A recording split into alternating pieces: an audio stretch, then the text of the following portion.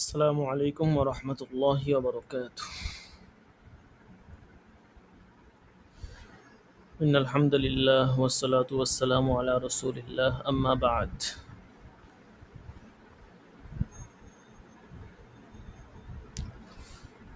তো আমাদের কাওয়ায়েদুল ফিকা যিনি পড়ান মুফতি খন্দকার আশরাফুল হক জয়নগরী সাহেব হাফিজাহুল্লাহ, উনি একটু অসুস্থ। আপনাদেরকে বলছিলেন যে ওনার কিডনিতে সমস্যা, পাথর হয়েছে, অপারেশন করা হয়েছে। তো ইনশাল্লাহ আশা করা যায় আগামী সপ্তাহ থেকে উনি ইনশাল্লাহ দরজ করাতে পারবেন। তো সকলে উনার দোয়া করবেন যেন আল্লাহ তাআলা তাকে পরিপূর্ণ শিফা আজলা কামেলা নসিব করেন। তো যেহেতু অলরেডি কাওয়ায়েদে ফিকার দুইটার মতো দরজ হয়ে গেছে, তাছাড়া আপনার আমাদের পড়াটাও একটু আগে আনিতে হবে, এই জন্য ভাবলাম যে আমি কিছুটা টেনে দেই, আর না হয় দেখা গেছে অনেকটা আমরা পিছিয়ে যাব আর কি। আচ্ছা, যাই হোক, তো সকলেই ইনশাল্লাহ ধরি মনোযোগ দিয়ে। আর দরসে আসার পর আপনারা সকলে একটু অপেক্ষা করবেন, ঠিক আছে? কারণ অনেকেই দরসে এসেই বলতে থাকেন আওয়াজ শোনা যায় না, কোনো আওয়াজ শুনতে পাচ্ছি না, এই সেই। দরস তো মনে করেন যে আপনার একটা নির্দিষ্ট সময়ের পরে অনেক সময় দেখা গেছে, এখন তো আমরা সময় মতো শুরু করে দিই, কিন্তু বিগত বছরগুলোতে 10 মিনিট চলে যায় তারপর আমরা শুরু করতাম। তো এই বছর আপনাদের অ্যাক্টিভিটি মাসাল্লাহ খুব ভালো, এটা আমাদেরকে খুবই আগ্রহ, উদ্দীপনা, উৎসাহ যোগাচ্ছে। আপনাদের অ্যাক্টিভিজম খুব ভালো মাসাল্লাহ। কিন্তু বিগত বছরে দেখা গেছে ছাত্র আপনাদের চেয়ে আরও বেশিই ছিল, কিন্তু অ্যাক্টিভিটি কম ছিল আর কি। এই বছর আপনারা ছাত্র যারাই আছেন মাসাল্লাহ প্রায় সকলেই অ্যাক্টিভ, খুব ভালো একটা গুণ এটা। তো যাই হোক, তো এই জন্য এই বছর তো আমরা প্রায় সময়ে সময়ে শুরু করে দিই, বেশি লেট করি না। তো এই জন্য আপনারা দরসে আসার পরে একটু অপেক্ষায় থাকবেন, অন্ততপক্ষে 5-7 মিনিট অপেক্ষা করবেন। যখন কথা বলা হবে বা যিনি আওয়াজ করবেন ওনার আইডিতে দেখবেন যে একটা ইফেক্ট আসে, ঠিক আছে? আপনারা যখন কথা বলেন একটা ইফেক্ট, আলাদা একটা ইফেক্ট আপনার আইডিতে পড়ে। যখন কথা বলেন তখন আইডিটা নড়তে থাকে। তো এইটা দেখেই তো আপনি বুঝতে পারেন যে অপরপক্ষে যিনি উস্তাদ আছেন বা যিনি ছাত্র ভাই উনি কথা বলতেছে কিনা। কাজেই এই বিষয়টা খেয়াল রাখবো যে উনি কথা বললে তো অবশ্যই আইডিটা অবশ্যই ওনার নড়তো, বা এটার মধ্যে একটা ইফেক্ট বোঝা যেত, আইডি দেখে বোঝা যেত। যেহেতু আইডিটা স্থির আছে, মিউট করা আছে, তার মানে উনি কথা বলতেছেন না, ঠিক আছে? তো আইডি মিউট করা থাকলে আপনি তো আওয়াজ শুনতে পাবেন না। তো বুঝতে পারছেন, এটা আমরা একটু মাথায় রাখবো। আচ্ছা, যাই হোক, তো আমরা 25 নাম্বার কায়দা পর্যন্ত হয়তো পড়েছিলাম, আজকে 26 নাম্বার কায়দা থেকে হবে, সকলে একটু মনোযোগ দিয়ে ধরি। অনেক রাত হয়ে যায়, তো দেখা গেছে সোমবার দিন তো প্রায় 11:30টায় বেজে যায়, তো বৃহস্পতিবার দিনও 11টা প্লাস বেজে যায়। তো দেখা গেছে আমি চেষ্টা করি 11টার মধ্যে শেষ করার জন্য, মানে আগে তো 10:30টার মধ্যে শেষ করে দিতাম, ঠিক আছে? তো এখন আপনাদেরও মাসাল্লাহ খুব আগ্রহ, যার কারণে দেখা গেছে একটু লেট হয়েই যায়। তো ধরেন, মনোযোগ দিয়ে ধরি, 26 নাম্বার কায়দা, এই কায়দাটা খুবই গুরুত্বপূর্ণ, আমরা সকলেই এই কায়দাটা মাথায় রাখবো এবং অনেক জায়গাতে এই কায়দাটা লাগবে, ঠিক আছে? ইস্তেমালুন নাসি হুজ্জাতুন ইয়াজিবুল আমালু বিহা। এখানে বলা হচ্ছে যে ইস্তেমালুন নাস, মানুষের সমাজের প্রচলন, এটা হুজ্জাতুন, এটা একটা প্রমাণ, দলিল, ইয়াজিবুল আমালু বিহা, এর উপর আমল করাটা আবশ্যক, ঠিক আছে? সমাজের যে প্রচলন আছে এটা দলিল, এর উপর আমল করা আবশ্যক। অবশ্যই 4টা শর্ত আছে, 4 শর্ত যদি পাওয়া যায় তাহলে সমাজ অনুযায়ী আমল করা, সমাজের যেটা প্রচলন আছে সেই অনুযায়ী আমল করাটা আবশ্যক। এর মধ্যে 1 নাম্বার শর্ত হচ্ছে শরীয়তের যে 4টা দলিল আছে, কুরআন, হাদিস, ইজমা, কিয়াস, এই 4 দলিলের বিপরীতে সমাজের প্রচলন না থাকা। কুরআন হাদিস, কুরআনের বিপরীতে কোনো সমাজের প্রচলন না থাকা, হাদিসের বিপরীতে না থাকা, ইজমা কিয়াসের বিপরীতে, অর্থাৎ 4 দলিল বিরোধী কোনো কাজ সমাজের প্রচলন না থাকা। এবং 2 নাম্বার দলিল হচ্ছে এটা বাস্তবতার বিপরীত না হওয়া, মানে সমাজে যে জিনিসটা প্রচলন আছে এটা মানে আদাতান মানুষের আকলগতভাবে, বুদ্ধিগতভাবে, সামাজিকভাবে এটা স্বীকৃত হওয়া লাগবে, যেটা বাস্তবতার বিপরীত, বা যেটা হচ্ছে মানে অনাকাঙ্ক্ষিত বা নস কোরআন হাদিসের বিপরীত, ওই রকম বিষয় হওয়া যাবে না, বাস্তবের মতো হওয়া লাগবে, ঠিক আছে? দেখা গেছে আপনার হাওয়ায় উড়া পাখি বিক্রি করা, এটা সমাজের প্রচলন। এখন এটা বাস্তবতার বিপরীত না, যে পাখিটা বাতাসের সাথে হাওয়ায় উঠতেছে বা ডানা ঝাপটায় উঠতেছে, আপনি তো এই পাখির মালিক না।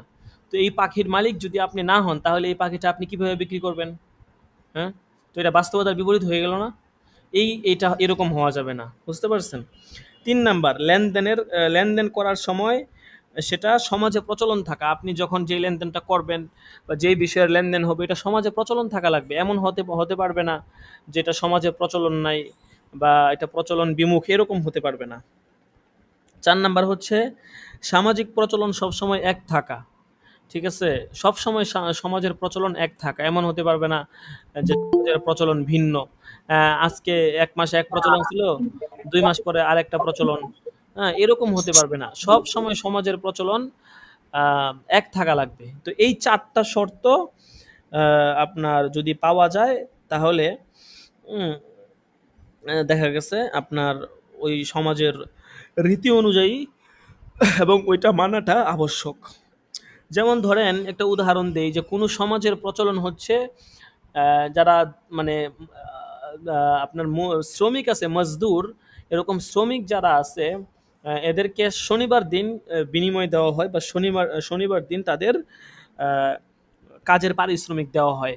এখন এটা সমাজের প্রচলন। এখন এইটা দেখা গেছে এটার উপর আমল করাটা আবশ্যক এবং সবাই এটা মানতে হবে। এটা সমাজের একটা প্রচলন। এটা এটা বলা লাগবে না যে তোমাকে, ধরেন আপনাকে আমি কাজে নিলাম, আর আমাদের সমাজের প্রচলন হচ্ছে শনিবার দিন পারিশ্রমিক দেওয়া। তো অটোমেটিক আপনি পারিশ্রমিক শনিবার দিন পাবেন। এখানে এরকম কোনো চান্স নাই যে আপনি ২ দিন কাজ করে বলবেন ভাই আমার পারিশ্রমিক দিয়ে দেন। এরকম করা যাবে না। বরং ১ সপ্তাহ অপেক্ষা করা লাগবে, শনিবার পর্যন্ত অপেক্ষা করা লাগবে। আচ্ছা, এখন বিষয় হচ্ছে আগে কি নেওয়ার কোনো সিস্টেম নেই? অবশ্যই আছে। আপনি যদি মালিকের সাথে কথা বলে নেন যে না ভাই আমাকে পারিশ্রমিক দিনেরটা দিনে দেওয়া লাগবে, মালিকে বলছে ঠিক আছে আমি তোমাকে দিনেরটা দিনেই দিয়ে দিব, তাহলে তো কোনো সমস্যা নাই, বুঝতে পারছেন?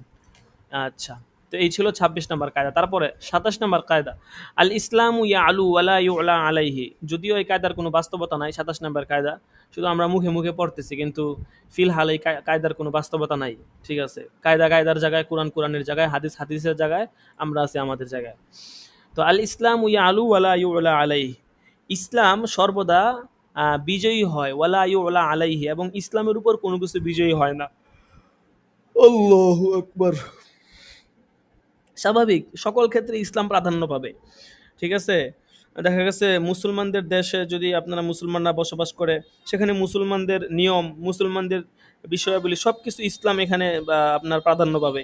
এখানে অমুসলিমকে আহ, নিরাপত্তা দেওয়া বা অমুসলিমের নিয়মকে মেনটেন করা, এটা এখানে প্রাধান্য পাবে না। বরং ইসলাম সর্বদা সব জায়গাতেই বিজয়ী হবে, এটা সব ক্ষেত্রেই ইসলাম বিজয়ী হবে, ইসলামকে প্রাধান্য দিতে হবে। বেশ, আপনি ব্যক্তিগত জীবন বলেন, সামাজিক জীবন বলেন, পারিবারিক জীবন বলেন, রাষ্ট্রীয় জীবন বলেন, আন্তর্জাতিক জীবন বলেন, সকল ক্ষেত্রে ইসলামকে প্রাধান্য দিতে হবে। ব্যাস, ইসলামকে প্রাধান্য দিতে হবে। ইসলাম সর্বদা বিজয়ী থাকবে। ইসলামকে প্রাধান্য না দিয়ে, ইসলামকে পরাজিত করে আপনি আপনার ব্যক্তিগত মত, স্বাধীনতা, কোনো নিয়ম, আইন কানুন আপনি চাপা দিতে পারবেন না। এটা কায়দার বিপরীত হয়ে যাবে।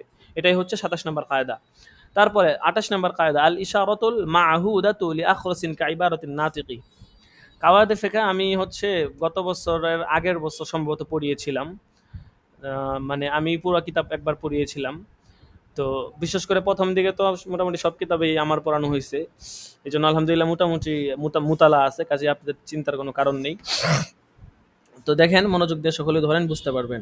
তো যেটা বলতেছিলাম, ২৮ নম্বর কায়দা, আহ, আল ইশারাতুল মাহুদাতু লিআখরাসা কাইবারাতিন নাতিকি। বাক প্রতিবন্ধী যে আছে, এরকম বাক প্রতিবন্ধীর জন্য নির্ধারিত ইঙ্গিত। আল ইশারাতুল মাহুদা মানে হচ্ছে নির্ধারিত ইঙ্গিত। তো যে মুখে কথা বলতে পারে না, বুবা ব্যক্তির জন্য নির্ধারিত ইঙ্গিত বলতেছে কাইবারাতিন নাতিকি, এটা সুস্থ ব্যক্তির কথার সমকক্ষ। ঠিক আছে? আপনারা জানেন যে দেখেন বিভিন্ন সময় টিভিতে বা বিশেষ করে হজের সময় যে খুতবা দেওয়া হয়, একজন দেখবেন যে হাত ঘুরায় ঘুরায় এরকম একজনে খুতবা দিতেছে, আর একজনে হাত নাড়ায় নাড়ায় এরকম বলতেছে। তো এটা কিভাবে হাত নাড়ায় যে বলতেছে, সে আসলে কি বুঝাইতে চাইতেছে? সে মূলত যারা বাক প্রতিবন্ধী আছে, যারা কথা বলতে পারে না, বা মানে যারা কথা শুনে না, তাদেরকে ইশারা ইঙ্গিতে বুঝাচ্ছে। প্রত্যেকটা একটা নির্দিষ্ট একটা ইশারা আছে। আমরা যেমন বলি এই এদিকে আসো, এটা করো, এই খাবার খাও, পানি খাও, পানি আনো। এই যে কথা, মানে আমরা যে আমাদের যে কথাবার্তাগুলো আছে, এটা বোঝানোর জন্য নির্দিষ্ট একটা ইশারা আছে, যেই ইশারাগুলো বুবা ব্যক্তিরা এই ইশারাগুলোর মাধ্যমে তারা তাদের জীবন পরিচালনা করে। তো এইরকম ইশারতে মাহুদা যেগুলো নির্দিষ্ট ইশারা, এটা যিনি কথা বলতে পারেন তার হচ্ছে এবারত, মানে হচ্ছে কথা আর কি। ওই নাতেক মানে যিনি সুস্থ ব্যক্তি আর কি, কথা বলতে পারেন। আর এবারত মানে হচ্ছে আপনার ইঙ্গিত। তো সুস্থ ব্যক্তির ইঙ্গিতের মতোই, আপনি সুস্থ, আপনি দোকানে যাওয়ার পর বলছেন ভাই ওইটা দেন তো, ওইটা ওইটা ওইটা দেন, আপনি নাম কোন, ওইটা দেন, ওইটা ওইটা, তো বেটা উপরেরটা হাত দিছে, বলবেন ভাই ভাই নিচেরটা নিচেরটা নিচেরটা, হ্যাঁ হ্যাঁ ভাই এটা এটা ঠিক আছে দেন, ব্যাস আপনারা দিল, আপনি নিয়ে চলে আসলেন। তো এখানে নাম টাম কিচ্ছু না, আপনি শুধু ইঙ্গিত দিয়ে দেখাই দিচ্ছেন। তো এই যে সুস্থ ব্যক্তির ইঙ্গিতটা, এইটার মানজিলাই হবে বুবা ব্যক্তির ইশারা ইঙ্গিত। ঠিক আছে, সে যেরকম ইশারা ইঙ্গিত দিয়ে স্ত্রীকে যদি তালাক দিয়ে ইশারা ইঙ্গিত দিয়ে বললো, ঠিক আছে, সে কোনো একটা হুকুম কায়েম করতে চায়, ক্রয় বিক্রয় করতে চায়, সেখানে ইশারা ইঙ্গিত দিয়ে সে কথা বলতে পারবে, এটাই। তারপরে দেখি, কোনো কায়দা না বুঝলে অবশ্যই বলবেন। 29 নম্বর কায়দা, আল আসলু ইজাফাতুল হাদিস ইলা আকরবি আওকাতিহি, পবিত্রতা ভঙ্গকে নিকটবর্তী সময়ের সাথে সম্পৃক্ত করাই হচ্ছে আল আসলু, মূল বিধান বা নিয়ম। মূলনীতি হচ্ছে যে ইজাফাতুল হাদিসি, হাদিসকে সম্পৃক্ত করা হবে ইলা আকরবি আওকাতিহি, নিকটবর্তী সময়ের দিকে। সেটা কিরকম? যেমন ধরেন আপনি আসরের নামাজ আদায় করছেন, তো নামাজ আদায় করার পরে আপনি দেখলেন যে কাপড়ের মধ্যে গোবর লেগে আছে। কাপড়ের মধ্যে কি লেগে আছে? গোবর লেগে আছে। এখন আপনি ভাবতেছেন যে কাপড়ের মধ্যে গোবর বা নাপাকি লেগে আছে। এখন আপনি ভাবতেছেন যে আরে কাপড়ের মধ্যে গোবর নাপাকি লেগে আছে, এটা কোন সময় লাগছে, এটা আপনি বুঝতেছেন না। পরে এখন আপনি চিন্তা করে দেখেন যে আপনি গোবর কাজ দিয়ে কোন সময় গেছিলেন। ধরেন আপনি কুরবানির সময় আপনি গরুর হাটে ছিলেন, 10টার সময় হাটে গেছেন, আসরের পরে বা মাগরিবের পরে আসছেন। তো আপনি এখন 11 যখন জোহরের সময় ছিল তখনও আপনি হাটে ছিলেন, যখন আসরের সময় ছিল তখনও কি ছিলেন, আপনি হাটেই ছিলেন। এখন কোন সময়টা ধরবেন, যে কোন সময়টা গোবর লাগছে, আসরের সময় লাগছে নাকি জোহরের সময়, কোন সময়টা ধরবেন? বলতেছে ধরা হবে আসরের সময়। আসরের সময় নিকটবর্তী সময় যেটা, ওই নিকটবর্তী সময় অর্থাৎ আসরের সময় গোবর লাগছে এটা ধরা হবে। এবং আপনি আসরের নামাজকে কাজা করবেন, আপনার জোহরের নামাজকে পুনরায় পড়ার কোনো প্রয়োজন নাই। ভালো করে বুঝে নিয়েন। অনুরূপভাবে দেখা গেছে আপনি ঘুমাইছেন, দেখেন আপনি 10টার দিকে একটু ক্লান্ত ছিলেন, ওই সময় ঘুমাইছেন, ঘুমানোর পরে 2 ঘন্টা ঘুমাইছেন, 11 জোহরের সময় নামাজ পড়ছেন, তারপরে আবার খাওয়া দাওয়া, দুপুর 2টার দিকে ঘুমাইছেন, আবার আসরের সময় উঠছেন। ঠিক আছে, তো এখন আপনি যে 2টা সময় ঘুমাইলেন, আসরের সময় পরে দেখলেন যে আপনার কাপড়ে নাপাকি লেগে আছে। এখন আপনি ঘুমের ভিতরে যেটা হয়েছে, এখন দেখা গেছে এটা কি জোহরের সময় হয়েছে নাকি আসরের সময়, কোন সময় হয়েছে তো নিশ্চিত না। বলতেছে আপনি শুধু আসরেরটা কাজা করবেন, নিকটবর্তী সময়টাকে ধরা হবে। জি, আশা করি বুঝতে পেরেছেন। তারপরে 30 নম্বর কায়দা, আল আসলু বারোয়াতু জিম্মাতি, দায়িত্ব থেকে মুক্ত থাকাই হচ্ছে আসল বিধান। অর্থাৎ যেমন ধরেন ধরেন কারো কাছে কোনো কিছু আমানত রাখা হলো, এখন বস্তুর মালিক আমানত ফেরত চাইলে তাকে, মানে আমানত রক্ষক যদি বলে যে আমি তো আমানত ফেরত দিয়েছি, তাহলে এক্ষেত্রে আমানত রক্ষকের কথাটাই গ্রহণযোগ্য হবে, কারণ দায়িত্ব মুক্ত থাকাই হচ্ছে আসল বিধান। আমি আপনার কাছে একটা কিছু আমানত রাখছিলাম, আপনি এটা আমাকে ফেরত দিয়েছেন, পরবর্তীতে আমি অস্বীকার করতেছি যে না আপনি তো ফেরত দেন না, আপনি বলতেছেন না আমি তো ভাই ফেরত দিয়ে দিছি, ঠিক আছে, এই প্রমাণ আছে বা এরকম, আপনার কাছে প্রমাণ নাই, আমার কাছে প্রমাণ আছে, মুতলাকভাবে আমানত দায়িত্ব মুক্তি থাকাই হচ্ছে মূল বিধান। তো এই ক্ষেত্রে ওই কাজের উপর ভিত্তি করে মুতলাক নিয়ম হচ্ছে যে আমানত, যার কাছে আমানত রাখা হয়েছে তার কথাটাই কি হবে, গ্রহণযোগ্য হবে।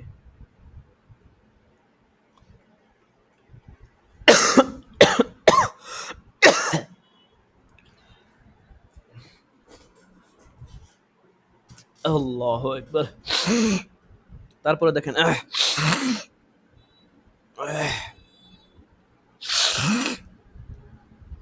31 নম্বর কায়দা, এখনো অনেকে অনুপস্থিত, অর্ধেকের বেশি। সকলকে বলেন দ্রুত জরসে চলে আসার জন্য। অনেকেই হাজিরার কিছুক্ষণ আগ দিয়ে আসে, এসে হাজিরাটা দেয়, আর কোনো মানে নাই। ওস্তাদি শুরু লগ্ন থেকে থাকি ইনশাআল্লাহ। হ্যাঁ হ্যাঁ, সমস্যা নাই। দেখা গেছে আপনি যদি এটা ক্যালকুলেশন করেন যে যখন আপনি দাওরা পড়াশোনা করছি, দাওরা পড়ছি, তখন তো দেখা গেছে পুরো সময়টাতে আমরা দরসে ছিলাম, 24 ঘন্টা মাদ্রাসায় থাকতাম। আর এখন মাত্র হচ্ছে সপ্তাহে 3 দিন আপনি 2-2.5 ঘন্টা ক্লাস করবেন, সময় দিবেন, এতটুকু কি পারবেন না? ঠিক আছে, মানে এটা হচ্ছে আপনার মাথায় গেঁথে নিলেই হয় যে না আমি অবশ্যই এতটুকু পারবো। এবং আমি ইনশাল্লাহ পড়বো মনোযোগ দিয়ে। আর এই বছরে ইনশাল্লাহ আপনাদেরকে সর্বনিম্ন 100 তামরিন করাবো ইনশাল্লাহ। আজকেই তামরিন দিয়ে দিব, আমি বিগত 2 দিন দেইনি, কারণ আছে, কারণ দেখা গেছে যেহেতু দরসে আলোচনা হয় নাই বা তামরিনটা দেখায় দেওয়া হয় নাই, তো আজকে অলরেডি গ্রুপে দিয়ে দিছি, আপনারা হয়তো অনেকে দেখছেন। তো ইনশাল্লাহ আজকে তামরিন দেখায় দিব এবং আজকেই 1 নাম্বার তামরিন দিয়ে দিব। প্রত্যেক একদিন পরে পরে মনে করেন আজকে তামরিন দিব, তারপরে হচ্ছে আজকের দিন এবং কালকের দিন 2 দিন পরে আরেকটা তামরিন দিব, মাঝখানে একদিন গ্যাপ যাবে, এরকম প্রত্যেক 2 দিন পরে পরে একটা নতুন করে তামরিন আসবে। আজকে তামরিন দিলে আজকে হচ্ছে ডেট অফ আপনার ডেডলাইন হবে এটা আর কি, আজকের ডেডলাইন যেটা আজকে তারিখটা হবে। আর ডেট অফ সাবমিশন, যা আপনি তামরিনটা কখন জমা দিবেন, এটা হচ্ছে আগামীকাল বা পরের দিন, পরে আগামীকাল হতে পারে, আপনি প্রয়োজনে একদিন গ্যাপ দিলেন, পরের দিন দিলেন, বাকি আগামীকাল ডেট অফ সাবমিশন হবে। তারপরে আপনি একদিন মাঝখানে গ্যাপ দিয়ে এরপরে আবার একদিন পরে বা 2 দিন পরে আরেকটা তামরিন হবে। তো এরকম ইনশাল্লাহ যখন 10টা বা 20টা তামরিন হয়ে যাবে, 20টা যখন হয়ে যাবে, তখন আপনারা তামরিনগুলো আমাদেরকে পাঠিয়ে দিবেন, আমরা মুফতি আবদুল্লাহ সাহেব হুজুরের মাধ্যমে তামরিনগুলো দেখায় দিব। ঠিক আছে, একটা মাসলা লেখার একটা যোগ্যতা হয়ে যাবে, বুঝতে পারছেন? যে আপনি ফতুয়া পড়তেছেন, কিতাবাদি পড়তেছেন, কি লাভ আপনি যদি মাসলায় লিখতে না পারেন? আমরা যদি মাসলা লিখতে না পারি, কি লাভটা কি? কোনো লাভ নাই তো। আপনাকে তো মাসলা লেখার যোগ্যতা অর্জন করতে হবে, ফতুয়া দেওয়ার যোগ্যতা অর্জন করতে হবে। আচ্ছা, যাই হোক, তারপরে 31 নম্বর কায়দা বলতেছিলাম, আল আসলু বাকাউ মা কানা আলা মা কানা, যে কোনো বস্তু তার আপন অবস্থায় বাকি থাকাই হচ্ছে কি আসল বিধান। কোনো একটা বস্তু আপন অবস্থায় থাকবে, এটাই হচ্ছে আসল বিধান। যেমন পবিত্রতা অর্জনের ব্যাপারে, আপনি পবিত্রতা অর্জন করছেন, এখন শীতকাল, মাগরিবের সময় আমাদের অনেক সন্দেহ হয় যে আরে আসরের সময় উজু করছিলাম, উজু আছে কিনা, কারণ শীতকাল দেখা গেছে আপনার সময় কম থাকে। তো সন্দেহ হয় যে আরে আসরের সময় যে উজু করছিলাম, এই উজুটা মাগরিব পর্যন্ত আছে কিনা, বা মাগরিবের সময় উজু আছে কিনা, সন্দেহ হয়ে গেছে। তো এখন কি করা যায়, এখন কি করবেন? বলতেছে এরকম যদি হয়, এরকম হলে আপনি হচ্ছে যে নিশ্চিত যে না আমার অজু ভাঙে নাই, এটা কোনো মানে আপনি এই দিকেও না ওই দিকেও না, যে অজু ভাঙছে কিনা এটাও বলতে পারতেছেন না, অজু আছে কিনা এটাও আপনি নিশ্চিত না, এখন কোন দিকে যাবেন? বলতেছে নিশ্চিত ধরা হবে, যদি এরকম দুদুল্যমান থাকে তাহলে ধরা হবে যে নিশ্চিত আমার অজু আছে। অর্থাৎ অজু ভাঙার ব্যাপারে যদি নিশ্চয়তা না থাকে তাহলে অজু আছে বলে ধরা হবে, এবং এটাই হচ্ছে কনফার্ম। ঠিক আছে, এখন যদি এরকম হয় যে না অজু মনে হয় নাই, বা আপনি অজু যে নাই এটার দিকেও আপনার মনটা একটু গালেব, তো এই অবস্থায় আপনাকে অজু করতে হবে, যেহেতু অজু নাই এটার দিকে আপনার মনটা ধাবিত। আর একটা হচ্ছে বাইন মুজাবজাবিনা বাইনা যালিকা হা উলা ইওয়ালা হা উলা ইলা। তো এখন দেখা গেছে আপনি নিশ্চিত না অজু আছে নাকি নাকি নাই, কোনোটা নিশ্চিত না, এই অবস্থায় আপনার অজু আছে বলেই ধরা হবে। এটাই হচ্ছে 31 নম্বর কায়দার সারনির্দেশ উদাহরণ। তারপরে 32 নম্বর কায়দা। উস্তাদ জি, জি বলুন। হেদায়েতে মনে হয় পড়ছিলাম যে এমনি দুধুলমান হইলে ওযু না থাকার দিন না না, না থাকার দিকে এখানে এহতিয়াতান বলা হয়েছে যে দুদুল্লামান হইলে অজু নাই এটা ধরে নিয়ে অজু করে নিবে, এটা এহতিয়াতান বলা হয়েছে এবং এটাই উত্তম। কিন্তু নিশ্চিত যদি না থাকে আপনার, যে আপনি নিশ্চিত না অজু আছে কিনা, আপনার পুরোপুরি আপনি নিশ্চিত না, বরং অজু ভেঙে গেছে এ ব্যাপারেও আপনি নিশ্চিত না, তখন অজু আছে এটা আপনি ধরতে পারবেন, কারণ আপনি তো নিশ্চিত না অজু ভেঙে গেছে কিনা। একটা হয়েছে যে দুইটার মাঝ বরাবর অবস্থান, আর একটা হচ্ছে যে অজু ভাঙার দিকে আপনি অনেকটা মানে হচ্ছে ধাবিত। হ্যাঁ, তো অজু ভাঙার দিকে যদি আপনার অবস্থাটা হয় তখন অজু করে নেবেন, এটাই উত্তম এবং তো করতে হবে। আরেকটা হচ্ছে যে দেখা গেছে আপনি কোনোটার মধ্যে নিশ্চিত না, তখন অজু করে নেওয়াটা উত্তম, কিন্তু অজু আছে এই জি। হুকুমও দেওয়া যাবে। জি, আছে বলে হুকুম দেয়া আছে। হ্যাঁ হ্যাঁ, আছে বলে হুকুম দেওয়া যাবে, তবে অজু করে নেওয়া না জি, উত্তম। শুকরিয়া। আচ্ছা, তারপরে হচ্ছে উত্তম, জি। হ্যাঁ হ্যাঁ, 32 নম্বর কায়দা, আল আসলু ফিল আবদয় আর তাহরিমু। বলতেছে আব্দ আবাদ আর বহু বচন, মানে হচ্ছে নারীর মানে লজ্জাস্থান এটা হচ্ছে পুরুষদের জন্য হারাম, এটাই তো আসল বিধান, তাই না? এটা স্বাভাবিক। দেখা গেছে আপনি লজ্জাস্থান হারাম হবে, এটাই তো স্বাভাবিক, এটা আসল বিধান। হালাল হওয়াটা আসল বিধান না, বরং হারাম হওয়াটা হচ্ছে আসল বিধান। ঠিক আছে, তো এখন হালাল করতে চাইলে শরীয়ত পদ্ধতিতে যে পদ্ধতি আছে এইটা, এই নিয়মে আপনাকে হালাল করতে হবে। ঠিক আছে, এটা তো আর না বোঝার কিছু নাই। আচ্ছা, তারপরে 33 নাম্বার কায়দা, আল আসলু ফিল আশিয়াই আল ইবাহাতু, বস্তুর ক্ষেত্রে বৈধ হওয়াটাই আসল বিধান। এখন এই সেম খাটা সেম সেম সেম এই যে 33 নাম্বার কায়দা, এটা আপনি 32-এর ক্ষেত্রে খাটানোর চেষ্টা করেন, উত্তর পেয়ে যাবেন। বলছে বস্তুর ক্ষেত্রে বৈধ হওয়াটা আসল বিধান কতক্ষণ পর্যন্ত? ততক্ষণ পর্যন্ত যতক্ষণ পর্যন্ত না হারামের কোনো নস পাওয়া যায়। হারামের যদি নস পাওয়া যায় সেই ক্ষেত্রে কিন্তু ওইটা হারাম হয়ে যাবে, আর যতক্ষণ না হারামের নস পাওয়া যাচ্ছে ততক্ষণ পর্যন্ত ওটা হালাল থাকবে। এখন আমরা 32 নম্বর কায়দার মধ্যে খাটাই যে আপনি যদি কোনো কাউকে ভোগ করতে যান, হ্যাঁ, তো দেখা গেছে কি হবে, আপনি নর্মালি ধরো আমরা হালাল ধরলাম, তো হালাল ধরলে তো কোরআনের আয়াত চলে আসছে, ফামান ইউতাকা ওয়ারু ফাউলাইকা হুমুল আদুন, কোরআনের আয়াত আছে, হাদিস আছে। তার মানে এই হারামের নস পাওয়া গেল, স্পষ্ট নস, ব্যাস নস যেহেতু পাওয়া গেছে এটা আপনার জন্য, আপনি ভোগ করতে পারবেন না, আপনার জন্য হারাম হয়ে যাবে। তো বস্তুর ক্ষেত্রে হালাল হওয়াটাই আসল ছিল, কিন্তু নস যেহেতু চলে আসছে, ব্যাস নস চলে আসছে, এই জন্য হারামের যেহেতু নস আছে এই জন্য এটা হারাম হয়ে যাবে, আর যদি নস না থাকতো সেটাকে হালাল থাকতো, কোনো সমস্যা নাই। আচ্ছা, আশা করি বুঝতে পেরেছেন। তারপরে 34 নম্বর কায়দা, আল আসলু ফি সিফাতিল আরিজাতি আল আদামু, বলতেছে যে কষ্টার্জিত গুণের ক্ষেত্রে মানে না থাকাটাই হচ্ছে আসল বিধান। মানে এখানে বলতেছে যে যেই সমস্ত কাজ মানে যেগুলো হচ্ছে আপনার মানে কষ্ট করে অর্জন করা হয় সেগুলোর ক্ষেত্রে না থাকাটাই হচ্ছে আপনার আসল বিধান। যেমন ধরেন ব্যবসার ক্ষেত্রে, মুদারাবা ব্যবসার ক্ষেত্রে মুদারিব যে আছে, যে কাজ করে, তো সে বললো যে না ভাই কোনো লাভ টাভ হয় নাই, আপনাকে আমি কিছু দিতে পারবো না, লাভ হয় নাই। তো এখন আর পুঁজি, যে পুঁজি রাখছে, একজন হচ্ছে পুঁজি রাখে রব্বুল মাল, আর একজন হচ্ছে মুদারিব। তো রব্বুল মালে বলতেছে না ভাই লাভ হয়েছে, লাভ হয়েছে, মুদারিব বলতেছে না লাভ হয় নাই। তো এই ক্ষেত্রে কার কথাটা গ্রহণ করা হবে, রব্বুল মালের কথা গ্রহণ করা হবে নাকি মুদারিবের কথা গ্রহণ করা হবে? বলতেছে মুদারিবের কথাটাই গ্রহণ করা হবে, কারণ মুদারিব যেহেতু বলতেছে যে কি লাভ হয় নাই, তো তার কথাটাই গ্রহণযোগ্য। ঠিক আছে, কারণ ওই যে না থাকাটাই হচ্ছে মূল, লাভ হবে না এটা স্বাভাবিক বিষয়, কোনো একটা টাকা আপনাদের পড়ে আছে, লাভ হবে না এটা স্বাভাবিক বিষয়। যদি লাভ হতে আপনি করতে চান সেই ক্ষেত্রে হচ্ছে আপনার দেখা গেছে যিনি কাজ করছে তার কথাটা গ্রহণযোগ্য হবে। ঠিক আছে, যাই হোক, মাঝখানে আরেকটা কথা বলে ফেলি, আপনাদের আপনারা হয়তো জানেন না, হ্যাঁ। আচ্ছা, একটু অপেক্ষা করেন, এটা চার্জারটা লাগায় নেই, ল্যাপটপের চার্জারটা চার্জ চলে, চার্জ চলে গেছে।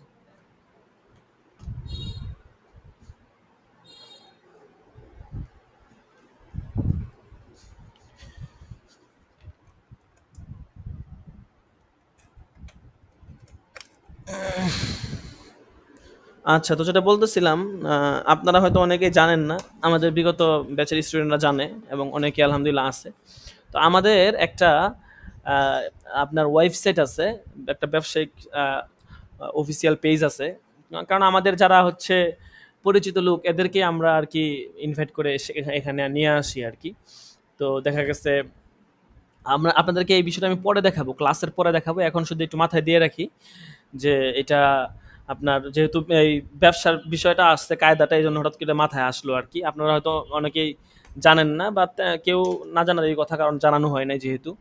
তো যাদের ওরকম ইয়া আছে তারা আমাদের এখানে যোগ দিতে পারেন, আমি এই বিষয়টা আপনাদেরকে পরে দেখায় দিব। ঠিক আছে, এখন পড়া ধরেন, ইনশাল্লাহ ক্লাস শেষে দেখায় দিব। আচ্ছা, তারপরে দেখেন 35 নম্বর কায়দা, আল আসলু ফিল কালামি আল হাকিকতু, বলতেছে যে কালামের ক্ষেত্রে, কথার ক্ষেত্রে বাস্তবতাই হচ্ছে আসল বিধান। মানে এখানে বাস্তবতা ধরা হবে, মানে কথাকে যথাসম্ভব আসল অর্থের উপরে ধরা হবে। যেমন ধরেন কেউ কসম করলো আমি ক্রয় করব না, এখন এর আসল অর্থ হচ্ছে সে নিজে ক্রয় করবে না, সুতরাং কাউকে দিয়ে যদি সে ক্রয় করায় তাহলে কোনো সমস্যা হবে না। এটাই বলছে যে কথাকে যথাসম্ভব বাস্তব কথার উপর ধরা হবে। আচ্ছা, তারপরে 36 নম্বর কায়দা, আল ইদতিরারু লা ইয়াবতুলু হক্কাল গায়রি, বলতেছে জরুরি অবস্থা অন্যের হককে নষ্ট করে না। অর্থাৎ অনেক সময় দেখা গেছে জরুরি কারণে অন্যের হক আপনার মানে অন্যের হকে তাসারুফ করাটা বৈধ হয়ে যায়। বলতেছে এই অন্যের হকে তাসারুফ করা বৈধ হয়ে গেলেও এইটা অন্যের হককে নষ্ট করবে না। যেমন ধরেন আপনার অনেক ক্ষুধা লাগছে, এখন আপনি এক জায়গাতে আছেন, এখন এই মুহূর্তে দেখা গেছে আপনি মানে রাস্তায় আছেন, এখন একটা ফল গাছ দেখছেন, একটা আপেল গাছ বা মালটা গাছ বা একটা আম গাছ দেখছেন। এখন আপনি এত ক্ষুধায় আছেন যে আশেপাশে আর কোনো গাছ টাছ নাই, বাড়ি ঘর নাই, শুধু এখানে একটা আম গাছ পাইছেন, বা এমন একটা অবস্থা যে এটা মালিকানা বস্তু, কিন্তু আপনি যদি এখান থেকে এই মুহূর্তে কিছু না খান তাহলে আপনার অবস্থা খারাপ হয়ে যাবে, আপনি মানে মারা যাবেন, এমন একটা অবস্থা। তখন এই যে অন্যের হক, এটা তার কাছ থেকে না বইলে আপনি বক্ষণ করতে পারবেন, বা অন্যের হকে আপনি তাসারুফ করতে পারবেন, যে কোনো জিনিস হতে পারে। কিন্তু এইটার কারণে অন্যের হক যে বাতিল হয়ে যাবে বিষয়টা এরকম না, তার হকটাকে নষ্ট করবে না আপনার তাসারুফের কারণে, বরং পরবর্তীতে আপনার যখন সামর্থ্য হবে বা আপনি স্বাভাবিক অবস্থায় ফিরে আসবেন তখন তার হক তাকে ফিরিয়ে দেওয়াটা কি আবশ্যক। এটাই বলছে, জরুরি অবস্থা এটা অন্যের হককে বাতিল করে না। তারপরে 37 নম্বর কায়দা, আল ইতিবারু লিল মানা ফিল উকুদি লা লিল আলফাজি ফাকাত, বলতেছে লেনদেনের ক্ষেত্রে কেবল মৌখিক কথা ধর্তব্য হয় না, বরং আপনার আল ইতিবারু লিল মানা অর্থ অর্থাৎ অঙ্গভঙ্গিও লক্ষণীয়। লেনদেনের ক্ষেত্রে শুধুমাত্র শব্দই ধর্তব্য হবে বিষয়টা এমন না, বরং লেনদেন করার ক্ষেত্রে একজন প্রবক্তা বা যার সাথে আপনি লেনদেন করবেন সে তার অঙ্গভঙ্গি কি ছিল, সে হাত দ্বারা কি বুঝাইতেছে, মুখের দ্বারা কি বুঝাইতেছে, তার চলাফেরা দ্বারা কি বুঝাইতেছে, মানে এই যে একটা অঙ্গভঙ্গি আছে এটাও কি গ্রহণযোগ্য, এটাও গ্রহণ করা হবে। এমন না যে শুধু কথাটাই গ্রহণ করা হবে বা লফজটাই গ্রহণ করা হবে, এমন না বিষয়টা। আচ্ছা, তারপরে দেখেন 38 নম্বর কায়দা, আমালুল কালামি আউলা মিন ইহমালিহি, বলতেছে যে কোনো কথাকে অযথা আখ্যা দেওয়ার চেয়ে এটাকে বাস্তবায়ন করাটা উত্তম। আমালুল কালাম মানে কথাকে বাস্তবায়ন করাটা আউলা উত্তম মিন ইহমালিহি, তাকে অযথা বলার চেয়ে। মানে কথাকে যথাসম্ভব কার্যকর করা হবে, যদি বাস্তব অর্থে সম্ভব না হয় তাহলে সেটাকে রূপক অর্থে হলেও কার্যকর করা হবে। যদি রূপক অর্থেও কার্যকর করা না হয় তাহলে সেই কথাটা বাতিল বলে গণ্য হবে। যেমন ধরেন কেউ তার স্ত্রীকে বলল যে তুমি আমার মেয়ে, অথচ তার স্ত্রীর একজন কি আছে, সর্বস্বীকৃত পিতা আছে। তো এই ক্ষেত্রে স্ত্রী তার জন্য হারাম হবে না, কেননা তার এই কথাটিকে বাস্তব মেয়ে কিংবা হচ্ছে আপনার মাজাজি মানা মানে বাস্তবে হাকিকি অর্থে বা মাজাজি অর্থে কোনো অর্থেই কার্যকর করা সম্ভব না। হাকিকি অর্থে তো সম্ভবই না, কারণ হচ্ছে স্ত্রী তো আর মেয়ে হতে পারে না, তাই না? তো হাকিকি অর্থে তো কার্যকর করা সম্ভবই না। যদি আমরা মাজাজি অর্থে কার্যকর করতে যাই, যে হয়তো সে সম্মানার্থে বলেছে অথবা মানে এই সিস্টেমে বলেছে, তাহলে এটাও হবে না। কারণ হচ্ছে যে দেখা গেছে ওই স্ত্রীর তো একজন সর্বজন স্বীকৃত পিতা আছে, সমাজে তার ইয়া আছে, তো তার যেহেতু পিতা জানাশোনা আছে, তাইলে তো এখানে মাজাজি অর্থেও ধরা যাবে না। এই জন্য এই কথাটাকে ফেলে দেওয়া হবে, এটা অনর্থক কথা বলে গণ্য হবে। তারপরে 39 নম্বর কায়দা, আল উযিরু মান আনজার, বলতেছে ভীতি প্রদর্শনকারীকে অপারক মনে করা হবে। উযিরু অপারক মনে করা হবে, মান আনজারও যে ভীতি প্রদর্শন করে। মানে এখানে যদি কোনো ব্যক্তি, এটা হতে পারে যুদ্ধের ময়দানে, যেমন যুদ্ধের ময়দানে কমান্ডার যে আছে সে তাদের যে সেনারা আছে এদেরকে নির্ধারিত স্থানে অবস্থানের সময় আদেশ করলো যে প্রত্যেকেই তার স্থানে অবস্থান করবে। কেউ যদি তার স্থান ছেড়ে চলে যাও বা তোমরা নির্ধারিত স্থান ছেড়ে চলে যাও তাহলে তোমরা শাস্তি পাবে। হ্যাঁ, তো এখন এরকম ঘোষণা দিছে, ঘোষণা দেওয়ার পর কেউ যদি আর ব্যতিক্রম করে তাহলে তাকে শাস্তি দেওয়া হবে এবং এই কর্মকাণ্ডের ক্ষেত্রে তাকে অপারগ মনে করা হবে। এটাই বলছে যে এই শুধু এই ক্ষেত্রে না, সব ক্ষেত্রেই যিনি সতর্ক করে তাকে অপারগ মনে করা হবে। কারণ দেখা গেছে তাকে অবশ্যই আরেকজনের পক্ষ থেকে আদেশ দেওয়া হয়েছে আপনাকে সতর্ক করার জন্য, এখন তার কথা যদি আপনি না মানেন সেক্ষেত্রে আপনাকে শাস্তি দেওয়া হবে এবং যিনি সতর্ক করেন তাকে আপনি দোষারোপ করতে পারবেন না। এটাই একটা সহজ উদাহরণ ধরতে পারেন যে উস্তাদ বলে গেছে ছাত্রদেরকে বা একজন ছাত্রকে দায়িত্ব দিয়ে গেছে যে তুমি সকলকে দেখে রাখবা, কেউ দুষ্টামি করলে তুমি তাকে শাস্তি দিবা। ঠিক আছে, তো পরবর্তীতে দেখা গেছে যে একজন ছাত্র সে কি করলো, মানে আপনাদের সকলকে অন্যান্য ছাত্রদেরকে সতর্ক করে দিল, পরবর্তীতে দুইজন দুষ্টামি করছে, তো এই জন্য সে দুজনকে শাস্তি দিচ্ছে বা তার দুজনকে কান ধরে করে রাখছে উস্তাদের কথা অনুযায়ী। তাহলে যিনি সতর্ক করছে তাকে অপারক মনে করা হবে, কারণ উস্তাদ তাকে আদেশ করছে, এখন এখানে তার কিছু করার নাই, এরকম আর কি। বুঝতে পারছেন? আশা করি এবার বুঝতে পারছেন পুরোপুরি। তারপরে 40 নম্বর কায়দা, আল ইকরারু ইখবারুন লা ইনশাউন ফালা ইয়াতিবুল লিল মুকিররি লাহু লাউ কানা কাযিবান, বলতেছে স্বীকারোক্তি সংবাদের অন্তর্ভুক্ত, নতুন বানানো, মানে আল ইকরার স্বীকারোক্তি এটা হচ্ছে ইখবারুন খবর দেওয়া বিষয় আর কি, খবরের মতো। লা ইনশাউন এটা নতুন কোনো ইনশা বিষয়, নতুন সৃষ্ট বিষয় নয়। ফালা ইয়াতিবুল লিল মুকিররি লাহু লাউ কানা কাযিবা, বলতেছে সুতরাং স্বীকারোক্তি দাতা মিথ্যাবাদী হলে এটা ওই ব্যক্তির জন্য বৈধ হবে না। উদাহরণ দিলে বিষয়টা স্পষ্ট হবে। মানে স্বীকারোক্তি এটা হচ্ছে নিজের উপর অন্যের হক মেনে নেওয়া, এটা স্বীকারোক্তির অর্থ এটা আর কি। যে অর্থাৎ আর যেখানে যে খবর বললো, যে খবরের অর্থ হচ্ছে পূর্বে ঘটে যাওয়া কোনো বিষয়, আর খবর সত্য এবং মিথ্যা এটা উভয়টা হওয়ার সম্ভাবনা রাখে। আর ইনশা হচ্ছে নতুন কোনো সৃষ্ট বিষয়। যেমন ধরেন কোনো মুসলমান বলল যে সে আমার কাছে 1 কেজি মদ পাবে, এরকম বললো আর কি, তাহলে তার স্বীকারোক্তি কার্যকর করা হবে, কেননা স্বীকারোক্তি এটা খবরের অন্তর্ভুক্ত যা পূর্বে থেকে সংঘটিত বিষয়। কিন্তু যদি কোনো মুসলমান বলে আমি 1 কেজি মদ ক্রয় করব কিংবা বিক্রি করব, তাহলে সেটা বাস্তবায়ন করা হবে না, কারণ হচ্ছে ক্রয় বিক্রয় এটা ইনশার অন্তর্ভুক্ত, আর মুসলমানদের জন্য মদের মালিক হওয়া কি নয়, বৈধ নয়। তো আশা করি বুঝতে পারছেন যে খবর জাতীয় যে বিষয় সেটা সত্যায়ন করা হবে। এরকম বলছে যে সে আমার কাছে 1 কেজি মদ পাবে বা 1 কেজি মদের মূল্য পাবে। তাহলে কেমন যেন এটা আগের কোনো একটা বিষয়ের খবর দেওয়া হয়েছে, এইটা গ্রহণ করা হবে। কিন্তু নতুন সৃষ্ট বিষয় যেটা, যেমন দেখা গেছে এখানে যে আপনি বললেন যে সে আমার কাছে 1 কেজি মদ পাবে, এই কথার মধ্যে যদি আপনি মিথ্যাবাদীও হন, লাউকানা কাজিবান, তারপরেও গ্রহণ করা হবে। কেন? কারণ হচ্ছে দেখা গেছে এখানে আপনি ইখবার দিছেন, সংবাদ দিছেন, এই সংবাদটা এখানে হুকুম প্রয়োগ করা হবে। কিন্তু ইনসা যদি হয়, ইনসা হইলে সেই ক্ষেত্রে ইসলামের বিধানের বিপরীত হলে সেটা গ্রহণ করা হবে না। যেমন ধরেন এই যে বলল যে আমি মদের ক্রয় বিক্রয় করব বা মদ কিনবো, এরকম ইনসা যদি হয়, সেই ক্ষেত্রে আপনার এই কথাটাকে গ্রহণ করা হবে না। কারণ মদের ক্রয় বিক্রয় করা বা মদের লেনদেন করা, সেটা হচ্ছে কি আপনার শরীয়তে নাজায়েজ। কাজেই এই ক্ষেত্রে আপনার এই কথাটাকে কি করা হবে না, গ্রহণ করা হবে না।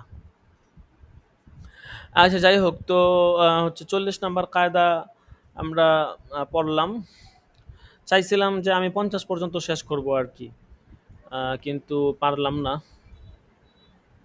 এখন যদি 50 পর্যন্ত যাই তাইলে আবার ওদিক দিয়ে পিছিয়ে যাব আর কি।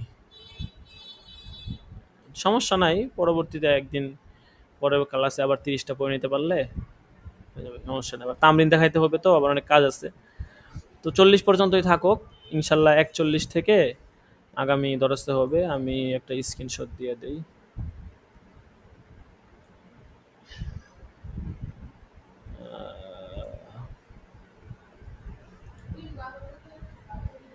স্ক্রিনশট হবে।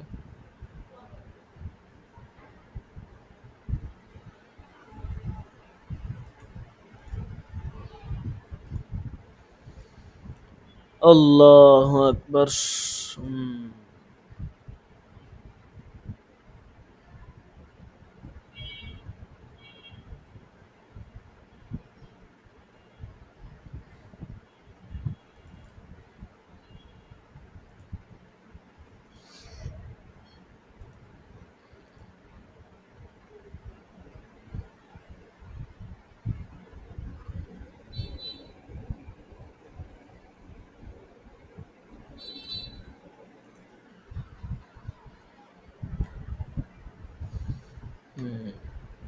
ওনাকে এটা পাঠিয়ে দিলাম।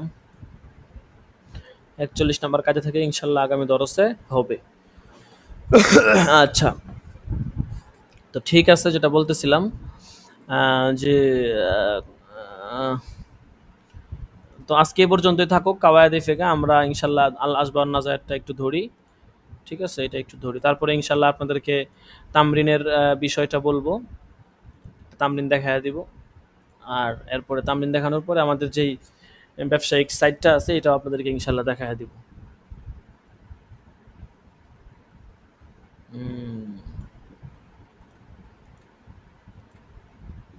আচ্ছা, দেখেন এখনো অনেক অনুপস্থিত দেখা যাচ্ছে, এখনো সকলে আসে নাই।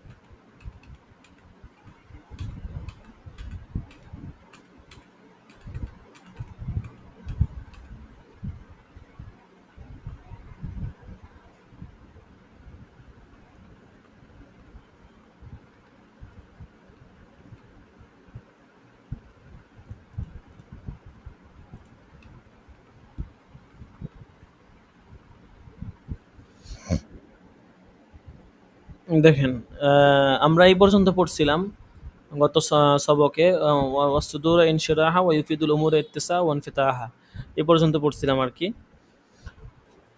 তো আজকে হাদা লিআন্না মা বিল খাসি ওয়াল আম্মি মিনাল ইস্তিকরারি আলা সুনান নিজাম। আচ্ছা, আপনারা তো সবক টবক শোনান না, আপনারা হচ্ছে সবক যদি শোনাইতে চান, এখানে তো জোরাজুরি কোনো বিষয় না, সবক শোনাইতে চাইলে আপনারা কেউ সবক শোনাইতে পারেন, ঠিক আছে, বা আপনারা যদি শোনাইতে চান শোনাবেন, ঠিক আছে। যদি কেউ সবক শোনাইতে চান সবক শোনাবেন, ঠিক আছে।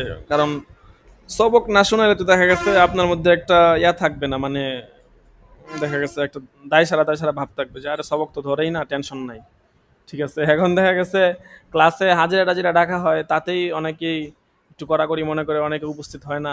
যারা নিয়মিত থাকে তারা তো অবশ্যই থাকবে, সবকিছুই সহজ। যাই হোক, সবক শোনাইতে চাইলে অবশ্যই সবক শোনাইবেন আপনারা। তো আজকে হবে এখান থেকে আর কি, হাদা লিআন্না ইবারতের মাঝখান থেকে দেখেন, হাদা লিআন্না মা বিল খাসি ওয়াল আম্মি মিনাল ইস্তিকরারি আলা সুনানিন নিজাম, এখান থেকে হবে যে এলমে ফিকার, যে এখানে সৌন্দর্যের কথা বলা হইলো, যে এলমে ফিকা অনেক সুন্দর, এলমে ফিকার অনেক গুণাবলী আছে, এখান থেকে এই কথাটা বলতেছে। কেন এটা বলতেছে দেখেন, হাদা লিআন্না মা বিল খাসি ওয়াল আম্মি মিনাল ইস্তিকরারি আলা সুনানিন নিজামি والاستمرار والاستمرار على وتيرة الاجتماع والالتئام إنما هو بمعرفة الحلال من الحرام والتمييز بين الجائز والفاسد في وجوه الأحكام। বলতেছে হাজা, অর্থাৎ এই যে এলমে ফিকার যত পূর্ণতা আছে, সৌন্দর্যতা আছে, এই সবগুলো এই কারণে যে লিআন্না মা বিল খাসি ওয়াল আম্মি, যে সমস্ত জিনিস আম এবং খাসের সাথে সম্পর্ক রয়েছে, মিনাল ইস্তিকরারি, যেমন বা অর্থাৎ ইসলামী শরঈ ব্যবস্থাপনার উপর কায়েম দায়াম থাকা। ইস্তেকরার মানে হচ্ছে স্থির থাকা, কায়েম দায়াম থাকা। আলা সুনানি নিজাম মানে হচ্ছে ইসলামী শরীয়তের নিয়ম নীতির উপরে। তো ইসলামী শরীয়তের নিয়ম নীতির উপরে কায়েম দায়াম থাকা। ওয়াল ইস্তেমরারি আলা ওয়াতিরতিল ইজতিমাই, এবং পারিবারিক, সামাজিক ও রাষ্ট্রীয় জীবনে সর্বদা ইসলামী শরীয়তের উপর অটল থাকা। ইস্তেমরার মানে হচ্ছে অটল থাকা, কাছাকাছি অর্থ। ওয়াতিরতিল ইজতিমা মানে হচ্ছে সামাজিক জীবন। তো সামাজিক বা পারিবারিক জীবনে সর্বদা ইসলামের উপর অটল থাকা। হ্যাঁ, বলতেছে ওয়াল ইলতিআমি ইন্নামা হুয়া বিমারিফাতিল হালালি ওয়াল হারামি, বলতেছে এটা হালাল জানার মাধ্যমে, মিনাল হারামি, হারাম থেকে, অর্থাৎ এটা হালাল এবং হারামের মধ্যে পার্থক্য করা ছাড়া এটা সম্ভব নয়, ঠিক আছে। বলতেছে যে আপনার ইসলামী শরীয়তের উপর টিকে থাকা, পারিবারিক, সামাজিক, রাষ্ট্রীয় জীবনের উপর সবসময় কায়েম দায়াম থাকা, এটা হালাল ও হারামের মধ্যে পার্থক্য করার জ্ঞান ছাড়া এটা সম্ভব নয়। মানে ইন্নামা হুয়া, এটা হবে শুধুমাত্র বিমা আরিফাতিল হালালি মিনাল হারাম, হালালকে জানার মাধ্যমে, মিনাল হারামি, হারাম থেকে, ওয়াত্তামিজি বাইনাল জাইজি ওয়াল ফাসিদি ফি উজুহিল আহকামি, এবং ইসলামী বিধিবিধানের মধ্যে যত যত ধরনের প্রকারভেদ আছে, এগুলোর মধ্যে কোনটা ফাসেদ কোনটা বাতিল, সেটার মধ্যে পার্থক্য করার মাধ্যমে। হ্যাঁ, বলতেছে ইসলামী বিধিবিধানের কোনটা জায়েজ কোনটা ফাসেদ এবং কোনটা হালাল কোনটা হারাম, এইটা জানা ছাড়া ইসলামী সমাজের ইসলামীর নিয়ম নীতি অনুযায়ী চলা এবং সেটার উপর অটল থাকা এটা সম্ভব নয়। বহুরুহু যা আখিরতুন, বহুরুহু মানে হচ্ছে সমুদ্র আর কি। বলতেছে যে এই ইলমে ফিকার সমুদ্র, এটা হচ্ছে যা আখিরতুন, উত্তাল। যা আখিরতুন মানে উত্তাল, যেটা মানে ঢেউ খুব বেশি এরকম। তো ইলমে ফিকার সমুদ্র হচ্ছে উত্তাল। ওয়া রিয়াদুহু, এবং তার বাগান হচ্ছে না দিরতুন, সবুজ শ্যামল। রিয়াদুন রওজন হচ্ছে রিয়াজুন, বাগান, এবং তার বাগান হচ্ছে না দিরতুন, সবুজ শ্যামল। ওয়া নুজুমুহু জাহিরতুন, এবং তার তারকা সমূহ হচ্ছে জাহির মানে হচ্ছে চকচকে। জাহির মানে কি? চকচকে। বলতেছে এবং তার তারকা সমূহ হচ্ছে চকচকে। ওয়া উসুলুহু সাবিতাতুন, বলতেছে এবং তার দলিলগুলো হচ্ছে সাবিতাতুন, কায়েম দায়েম কায়েম। ওয়া ফুরুউহু নাবিতাতুন, বলতেছে এবং তার যেই আপনার শাখা প্রশাখা আছে, বলতেছে এগুলো হচ্ছে না বিতাতুন, উৎপন্নশীল। মানে আপনার প্রতিনিয়ত শাখা প্রশাখা উৎপন্নশীল, মানে কি যে প্রতিনিয়ত বাড়তে থাকে এরকম আর কি, যে এলমে ফিকার শাখা প্রশাখা প্রতিনিয়ত বাড়তেছে এরকম। লা ইয়াফনা বিকাসরাতিল ইনফাকি কানজুহু, বলতেছে অধিক ব্যবহারের পরেও এর ধনভাণ্ডার শেষ হয় না। লা ইয়াফনা, শেষ হয় না। বিকাসরাতিল ইনফাকি কানজুহু, অধিক ব্যবহারের ফলেও এর ধনভাণ্ডার শেষ হয় না। ওয়ালা ইয়াবলা আলা তুলিজ জামানি ইজ্জুহু, বলতেছে ওয়ালা ইয়াবলা, এবং আপনার ইয়াবলা আলা তুলিজ জামানি ইজ্জুহু, ইয়াবলা মানে পুরাতন হওয়া আর কি, লা ইয়াবলা মানে পুরান হয় না, আলা তুলিজ জামানি দীর্ঘ সময় অতিক্রম হওয়া সত্ত্বেও ইজ্জুহু তার শান শৌকত, বলতেছে দীর্ঘ সময় অতিক্রান্ত হওয়ার পরেও এই ইলমে ফিকার শান শৌকত এটা কি হয় না, পুরান হয় না। বাইতুন, এরপরে এখানে একটা বাইত বলতেছে, শেয়ার বলবে এখানে দেখেন, ওয়া ইন্নী লা আস্তাতিউ কুনহা সিফাতিহি ওয়ালাউ আন্না আ'যাই জামিআন তাকাল্লামা, বলতেছে ওয়া ইন্নী লা আস্তাতিউ কুনহা সিফাতিহি, আমি ইলমে ফিকার পূর্ণাঙ্গ গুণাগুণ বর্ণনা করতে সক্ষম নয়, ওয়া ইন্নী নিশ্চয় আমি, লা আস্তাতিউ সক্ষম নয়, কুনহা সিফাতিহি ইলমে ফিকার পূর্ণাঙ্গ গুণাগুণ বর্ণনা করতে, ওয়ালাউ আন্না আ'যাই জামিআন তাকাল্লামা যদিও আমার সমস্ত অঙ্গ প্রত্যঙ্গ তা বর্ণনা করতে থাকে, ওয়ালাউ আন্না যদিও, আন্না আ'যাই আমার সমস্ত অঙ্গ প্রত্যঙ্গ, জামিয়া আমার সমস্ত অঙ্গ প্রত্যঙ্গ, তাকাল্লামা কথা বলতে থাকে, আমার সমস্ত অঙ্গ প্রত্যঙ্গ যদি কথা বলতে থাকে, ইলমে ফিকার গুণাবলী বর্ণনা করতে থাকে, তারপরেও আমার এই গুণাবলী বর্ণনা করে কি করা শেষ করা কিনা সম্ভব না। আচ্ছা, এরপরে দেখেন বলতেছে ওয়া আহলুহু কিওয়ামুদ্দিনি ওয়া কুওয়ামুহু, ইলমে ফিকার খানদান তথা ফকিগণ হচ্ছেন এই দ্বীনের মূল ভিত্তি, ওয়া আহলুহু আই আহলু ইলমিল ফিকহি, ইলমে ফিকার খানদান বা ফকিহগণ হচ্ছে কিওয়ামুদ্দিন দ্বীনের মূল ভিত্তি, ওয়া কুওয়ামুহু এবং দ্বীনের খুঁটি, তারা হচ্ছে দ্বীনের মূল ভিত্তি, দ্বীনের খুঁটি, বলতেছে ওয়া বিহিম ইতিলাফুহু তাদের মাধ্যমেই তা কার্যকর হয়, ওয়ান্তেজামুহু এবং কায়েম হয়। ঠিক আছে, বলতেছে এই ইলমে ফিকা তাদের মাধ্যমেই কার্যকর হয়, তাদের মাধ্যমেই ইন্তেজামুহু কায়েম হয়, ব্যবস্থাপনা হয় আর কি। ওয়া ইলাইহিমুল মাফজাউ ফিদ দুনিয়া ওয়াল আখিরাতি, বলতেছে যে ইলাইহিমুল মাফজাউ দুনিয়া এবং আখিরাতে আশ্রয়স্থল তাদের কাছেই, মাফজা মানে হচ্ছে আশ্রয়স্থল, ফিদ দুনিয়া ওয়াল আখিরাত মানে দুনিয়া আখিরাতে, দুনিয়া এবং আখিরাতে তাদের কাছেই কি আশ্রয় স্থল। ওয়াল মারজিউ ফিত তাদরিসি, বলতেছে ওয়াল ফতুয়া খুসুসান, তাদরিস এবং ফতুয়া তাদের উপরে ন্যস্ত, ওয়াল মারজিউ ফিত তাদরিসি ওয়াল ফতুয়া, দরস তাদরিসের কার্যক্রম এবং ফতুয়ার কার্যক্রম এটা তাদের উপরে ন্যস্ত, মার্জি মানে প্রত্যাবর্তন স্থল, তাদের উপরে এটা ন্যস্ত। খুসুসান আন্না আসহাবানা রাহিমাহুল্লাহু তাআলা খুসুসিয়াতুস সাবাকি ফি হাযা শানি, বলতেছে বিশেষ করে আমাদের আসহাবদের অগ্রগামিতার বৈশিষ্ট্য রয়েছে এই ক্ষেত্রে। আন্না আসহাবানা, আসহাবানা দ্বারা উদ্দেশ্য হচ্ছে আমাদের ইমাম আবু হানিফা এবং তার সাথী সঙ্গী যারা আছেন ওনারা উদ্দেশ্য আর কি। তো বলতেছে আমাদের আসহাব যারা আছে এদের কি আছে, অগ্রগামিতা আছে, এই ফনের ক্ষেত্রে এদের বিশেষ অগ্রগামিতা রয়েছে, ফি হাযা শান মানে এই ফনের ক্ষেত্রে, ইলমুল ফিকহের ক্ষেত্রে এদের বিশেষ কি আছে, অগ্রগামিতা রয়েছে। ওয়ান নাসু লাহুম আতবাউন, বলতেছে আর অন্যান্য সকল লোকেরা যারা আছে, অন্যান্য সকল উলামায়ে কেরাম, বলতেছে তারা হচ্ছে তাদের পদাঙ্ক অনুসারী, ওয়ান নাসু লাহুম আতবাউন তাদের পদাঙ্ক অনুসারী, তাদের অনুসারী আর কি। আন্নাসু ফিল ফিকহি ইয়ালুন আলা আবি হানিফা রাহিমাহুল্লাহ, বলতেছে সমস্ত মানুষ ইলমে ফিকার ক্ষেত্রে ইমাম আবু হানিফার উপর নির্ভরশীল, ইয়াল মানে হচ্ছে পরিবার পরিজন, উদ্দেশ্য হচ্ছে নির্ভরশীল আর কি। তো সমস্ত মানুষ ইলমে ফিকা অর্জনের ক্ষেত্রে ইমাম আবু হানিফার উপর কি নির্ভরশীল। এরপরে বলতেছে ওয়ালাকাদ আনসাফা শাফিঈ রাদিয়াল্লাহু আনহু হাইসু ক্বাল, যে বলতেছে ইমাম শাফি রহমতুল্লাহ আলাই তিনি খুব সুন্দর কথা বলেছেন, বা আনসাফ মানে ইনসাফ করেছেন, ইনসাফযোগ্য কথা বলেছেন, বা তিনি চমৎকার যথাযোগ্য কথা বলেছেন, সেটা কি, যে তিনি বলেছেন, কে বলেছেন, মান আরাদা আইয়াতাবাহহারা ফিল ফিকহি ফালয়ানজুর ইলা কুতুবি আবি হানিফা রাহিমাহুল্লাহ, বলতেছে যে ব্যক্তি ইলমে ফিকা এতে পাণ্ডিত্য অর্জন করতে চায় সে যেন আবু হানিফা রহমতুল্লাহ আলাইহির কিতাবের সমূহের প্রতি দৃষ্টি দেয়। ইলমে ফিকা কেউ পাণ্ডিত্য অর্জন করতে চাবে আবার ইমাম আবু হানিফার কিতাব পড়বে না, এরকম হতে পারবে না, যে ইলমে ফিকা অর্জন করতে চাইলে সে যেন ইমাম আবু হানিফার কিতাবের প্রতি দৃষ্টি দেয়।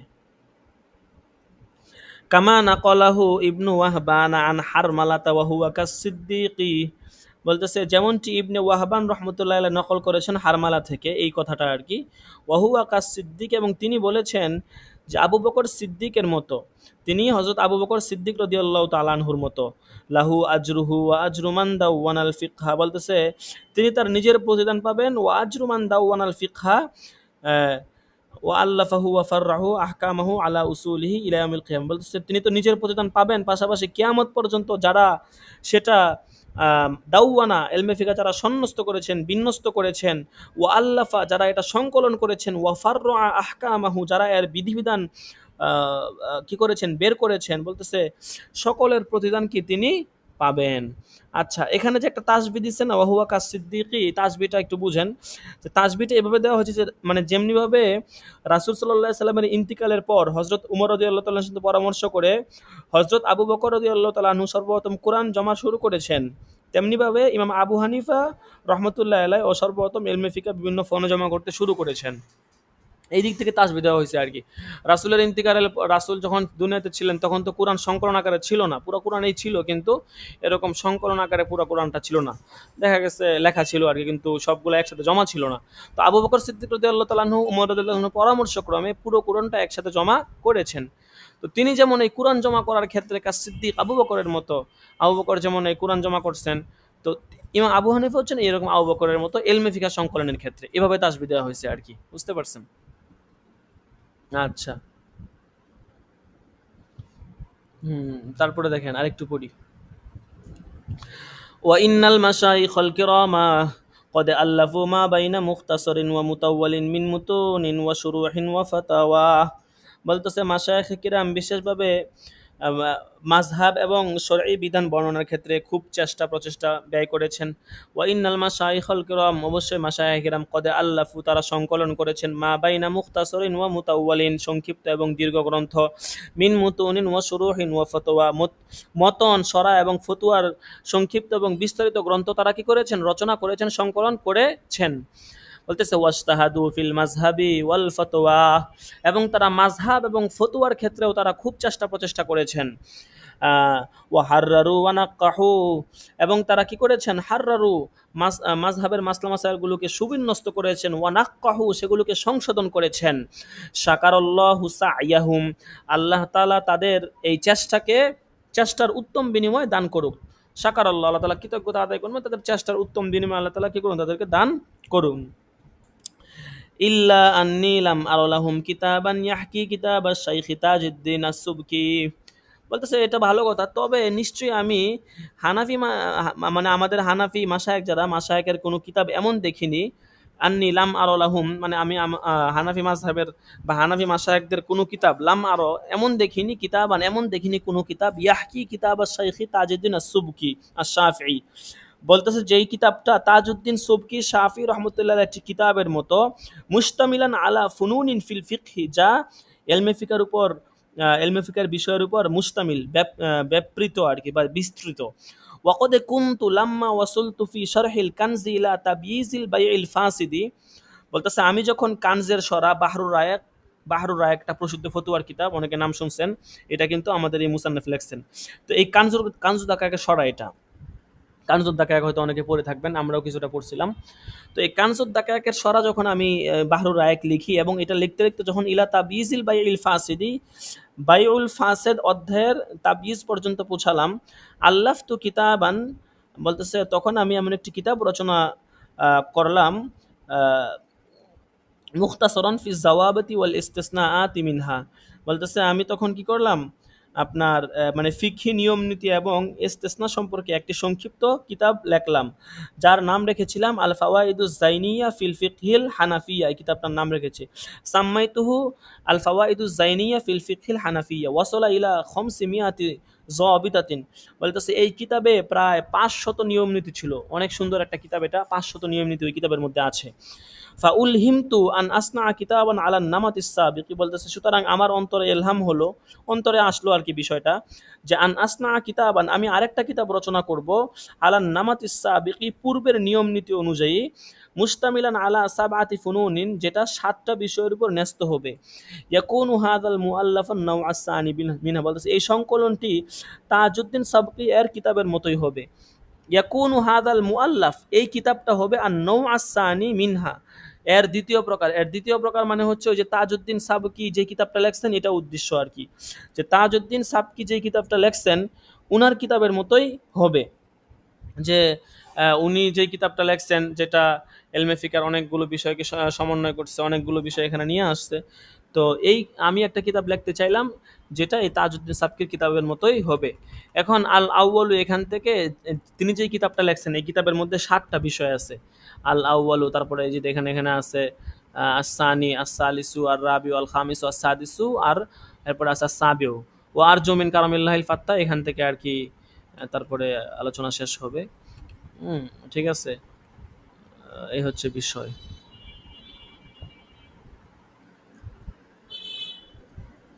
আচ্ছা থাক, এতটুকুই থাকুক, বেশি দিলে আবার কষ্টকর হয়ে যাবে। তো এই ওয়ারজু মিন কারমিল্লা মিন কারমিল এখান থেকে না, আপনার এই ১ নাম্বার থেকে থাকুক, ঠিক আছে। আল আউয়ালু মারিফাতুল কাওয়াইদিল্লাতির, এখান থেকে হচ্ছে উনার যে কিতাবটা উনি লেখছেন এখানে ৭টা বিষয়কে উনি সংকলন করেছেন, ৭টা বিষয় উনি ওনার কিতাবের মধ্যে নিয়ে আসছেন। তো এই ৭টা বিষয় হচ্ছে আর কি আপনার কি কি ইনশাল্লাহ আগামী সবকে আমরা পড়ব। আচ্ছা, তো এখন আমরা হচ্ছে একটু আহ,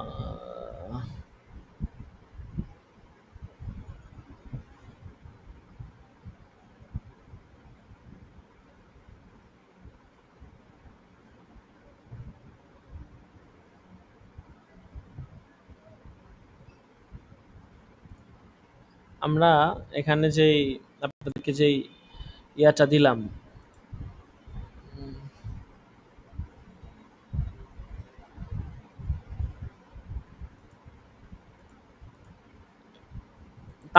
তামরিনটা একটু দেখেন আপনারা, ঠিক আছে।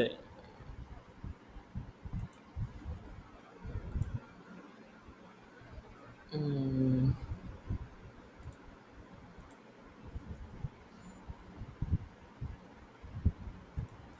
আমি স্ক্রিন শেয়ার করে দিছি, যদিও আপনারা গ্রুপে তো পেয়ে গেছেন, আর নতুন একটা তামরিন গ্রুপ খোলা হয়েছে। হ্যাঁ, এই তামরিন গ্রুপটা যদি কারো কাছে না থাকে অবশ্যই আপনারা এই তামরিন গ্রুপে জয়েন হয়ে যাবেন। যারা জয়েন হতে পারেন নাই আমাকে ক্লাসের পরে ইফতা স্টুডেন্ট গ্রুপে আমাকে জানাবেন যে আমরা জয়েন হতে পারি নাই, আমি সকলকে জয়েন করে দিব।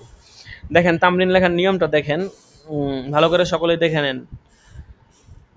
তো এখানে প্রথমেই ধরেন একটা তামরিন দেওয়া হয়েছিল ১ নাম্বার তামরিন। এখন আপনাদেরকে তামরিন তামরিন নং দেওয়া হবে, এত নাম্বার তামরিন, এত নাম্বার তামরিন। আপনারা অবশ্যই নাম তামরিন নাম্বারটা এখানে আগে লিখবেন, কারণ কত নাম্বার তামরিন লিখতেছেন সেটা তো জানা থাকা লাগবে, তাই না? সেটা যদি জানা থাকে তাহলে সমস্যা। তো এখানে তামরিন নং লিখবেন যে এত নাম্বার তামরিন দেওয়া হয়েছে। এরপরে এখানে আপনার রুল নাম্বার লিখবেন, ঠিক আছে। এখানে আপনার রুল নাম্বার যদি ১২ হয় এখানে ১২ লিখবেন, ঠিক আছে। এখানে আপনার রুল নাম্বারটা লিখবেন। তারপরে কোন বিষয়ের তামরিন ছিল সেটা লিখবেন। এখানে বিষয় কিন্তু তামরিনের মধ্যে উল্লেখ থাকবে, সেখান থেকে দেখে লিখে নেবেন। যেমন এখানে আমাদের এই বিষয়টা হচ্ছে পাক না পাক, বেশ। এরপরে প্রশ্ন থাকবে এরকম যে আসসালামু আলাইকুম রহমতুল্লাহ, মুফতি সাহেব হুজুর, আমার জানার বিষয় ছিল ব্যবহৃত পানি কাকে বলে। ব্যবহৃত পানি কি নাপাক ছাড়া অন্যান্য কাজে ব্যবহার করা যাবে? আর খানা খাওয়ার আগে যে পানি দ্বারা প্লেট ধৌত করা হয় তাও কি ব্যবহৃত পানির হুকুমে? বিস্তারিত জানালে কৃতজ্ঞ থাকবো। তো এখানে প্রশ্নটা হলো, যারা কম্পিউটারে লিখবেন তারা এই সিস্টেমে লিখবেন, এখানে যেমন দেখানো হয়েছে। নিচে একটা এরকম দাগ দিয়ে দিলেন মাইক্রোসফট ওয়ার্ড থেকে।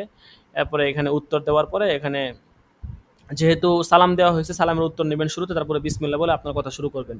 ওয়ালাইকুম আসসালাম রহমতুল্লাহ, বিসমিল্লাহির রহমানির রহিম, হামিদা ওয়া মুসাল্লি ওয়া মুসাল্লাম, এটাও দিতে পারেন, সমস্যা নেই, না দিলেও চলবে। ব্যবহৃত পানি বলা হয় জানাপাক দূরীকরণে বা যা শরীরে ব্যবহৃত করা হয় সব পাবার আশায়, যেমন অজু ইত্যাদি, এসব পানিকে ব্যবহৃত পানি বলা হয়। ব্যবহৃত পানির হুকুম হলো এ পানি পবিত্র, তবে এর দ্বারা পবিত্রতা অর্জন করা যায় না। তবে আহ, ব্যবহৃত পানি দ্বারা কোনো কিছু পবিত্র করা না গেলেও এর দ্বারা নাপাকি ছাড়া অন্যান্য ময়লা দূর করা যাবে। সুতরাং খাবারের আগে প্লেট ধোয়া উপরোক্ত দুটি কোনোটাই না হওয়ায় তা ব্যবহৃত পানির হুকুমে হবে না। খাবারের আগে যে প্লেট ধোয়া বা এটা ব্যবহৃত পানির হুকুমে হবে না। আচ্ছা, তো এটা লেখার পরে ব্যাস এটা এভাবে লিখলেন। তারপরে এই যে আল মুস্তানাদাতুশ শারঈয়্যা বা আদ দালাইলুশ শারঈয়্যা, এটা লিখবেন এখানে বড় বড় করে লিখবেন। খাতায় লিখলেও মোটা করে বড় করে লিখবেন। লিখে এখান থেকে কোরআন আয়াত থাকলে আয়াতগুলো দিবেন, অথবা এখানে নাম্বারিং দিবেন। এখানে নাম্বার দেওয়া হয় নাই। ১ নাম্বার হচ্ছে আল মাউল মুস্তামাল মা উজিলা বিহি হাদাসুন আও ইস্তামালা ফিল বাদানি, ১ নাম্বার এটা। ২ নাম্বার হচ্ছে ২ নাম্বার ক্বালা শাইখু লা খাবসুন আই নাজাসাতুন হাকিকতুন, এখানে ২টা ইবারত দেওয়া হয়েছে আর কি। তো এরকম নাম্বারিং দিবেন, এখানে যদিও নাম্বার দেওয়া হয় নাই। তারপরে নিচে লিখবেন ওয়াল্লাহু আলামু বিসসাওয়াব, তারপরে এই পাশে লিখবেন, বাম পাশে উত্তর প্রদানে আপনার নাম লিখবেন, যে আপনার যেই নাম, ও নাম লিখবেন। তারপরে এখানে লিখবেন শিক্ষার্থী 2025-26 শিক্ষাবর্ষ, ব্র্যাকেটে লিখতে পারেন ইফতা চতুর্থ ব্যাচ, এটা লিখতে পারেন ব্র্যাকেটে, না লিখলেও চলবে। তারপরে মাদ্রাসার নাম লিখবেন মাদ্রাসাতুর রহমান আল ইসলামিয়া, আর এখানে লিখবেন তারিখ, এত তারিখ, ঠিক আছে? তো এই ছিল তামরিনের বিষয়। আশা করি আপনারা মোটামুটি তামরিনের বিষয়টা আপনারা বুঝতে পারছেন, কারো কোনো সমস্যা নেই। এখন হচ্ছে যে আপনাদের যদি কোনো প্রশ্ন থাকে, আমি আজকে দরজটা আগেই শেষ করে দিব ইচ্ছা করেই, কারণ আপনারা অনেক সময় অনেক রাত জেগে অনেক সময় দরজ করেন, তো আজকে একটু আগে ছেড়ে দিব। তো আপনাদের যদি কোনো বিষয় বোঝার থাকে বা কোনো কিছু বলার থাকে তাহলে আমাকে বলতে পারেন। এটা কি ওস্তাদ হোয়াটসঅ্যাপে ছাড়ছেন নাকি? হোয়াটসঅ্যাপে তো দেওয়া হয়েছে, পাশাপাশি মানে আপনাদের জন্য একটা তামরিন গ্রুপ খোলা হয়েছে, ঠিক আছে? ওই তামরিন গ্রুপেও এটা দেওয়া হয়েছে। গ্রুপটা ওস্তাদ যে আসে না আমার কাছে নাকি, দেখলাম আমি। হ্যাঁ, বললাম তো যে সকলকে ওটাতে অ্যাড করা হয় নাই, মাত্র 2-4 জনকে অ্যাড করা হয়েছে। তো যারা অ্যাড হতে পারেন নাই তারা কষ্ট করে আচ্ছা আহ, আমাকে একটু মেসেঞ্জারে পার্সোনালি নক দিয়েন, গ্রুপে নক দেওয়ার দরকার নাই, মেসেঞ্জারে একটু পার্সোনালি নক দিয়েন, আমি আপনাদেরকে গ্রুপে অ্যাড করে দিব। আচ্ছা ওস্তাদ। আচ্ছা, যে দেখেন আরেকটা বিষয় আপনাদেরকে দেখাই,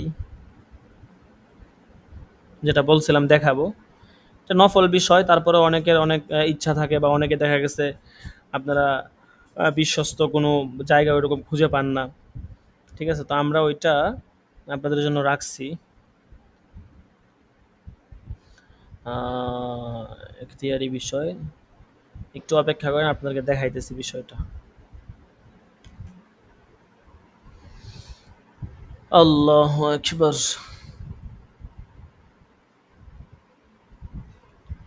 তামরিন গ্রুপে অ্যাড হওয়ার জন্য আমাকে পার্সোনালি নক দিয়েন।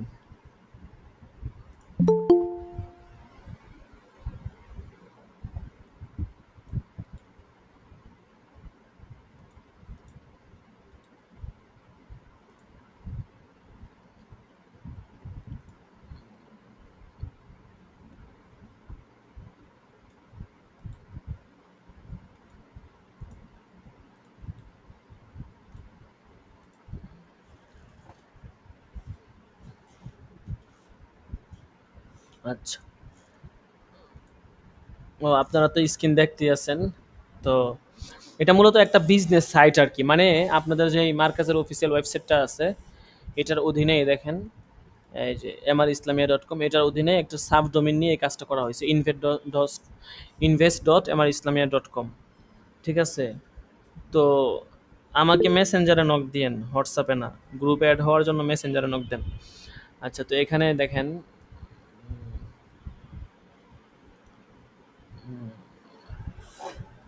এখানে অনেক কাস্টমার আছে আমাদের।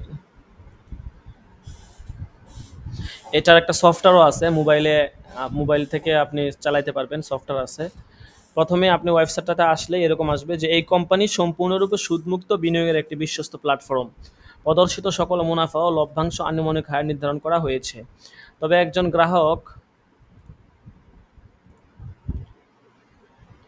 একজন গ্রাহক নির্দিষ্ট সময়ের জন্য শুধুমাত্র অর্থ বিনিয়োগের মাধ্যমেই সম্ভাব্য সকল মুনাফার অংশীদারী হতে পারছেন। তাই সুদমুক্ত অর্থে উক্ত কোম্পানি আপনাকে কোনো ধরনের সুনির্দিষ্ট লভ্যাংশ দেওয়ার প্রতিশ্রুতি দিচ্ছে না। এখানে হোয়াটসঅ্যাপ গ্রুপ আছে, হোয়াটসঅ্যাপ গ্রুপে যুক্ত হতে পারেন, এখান থেকে এটা কেটে দিবেন। তারপরে এখান থেকে যে ডিপোজিট, উইথড্র, আমার পণ্য, যদি এখানে আমার পণ্যতে যাই, এখানে একটা পণ্য ক্রয় করা হয়েছিল, এখানে দেখাইতেছে। আচ্ছা, আমি ব্যাকে চলে যাই। এই যে এখান থেকে মাঝখানের বাটনে ক্লিক করলে এখানে অনেকগুলো প্রোডাক্ট দেখবেন। এখানে একটা সম্ভাব্য একটা প্রোডাক্টের তালিকা দেওয়া হয়েছে, মানে আপনাদের টাকাগুলো বিভিন্ন কাজে ব্যয় করা হবে, তো এখানে একটা জাস্ট একটা শো দেওয়া হয়েছে প্রোডাক্ট আর কি। যেমন এই যে এই প্যাকেজগুলো, এগুলো নর্মাল প্যাকেজ, একটু লাভ কম এগুলাতে। 1000 টাকার প্যাকেজ, 30 দিনের মেয়াদ, ঠিক আছে? 45 টাকা মুনাফা হবে, প্রতিদিনের লভ্যাংশ এত টাকা, ঠিক আছে? তো এটা হচ্ছে সাধারণ মেম্বারশিপের প্যাকেজ আর কি। সাধারণ মেম্বারশিপে আপনার 5টা প্যাকেজ আছে।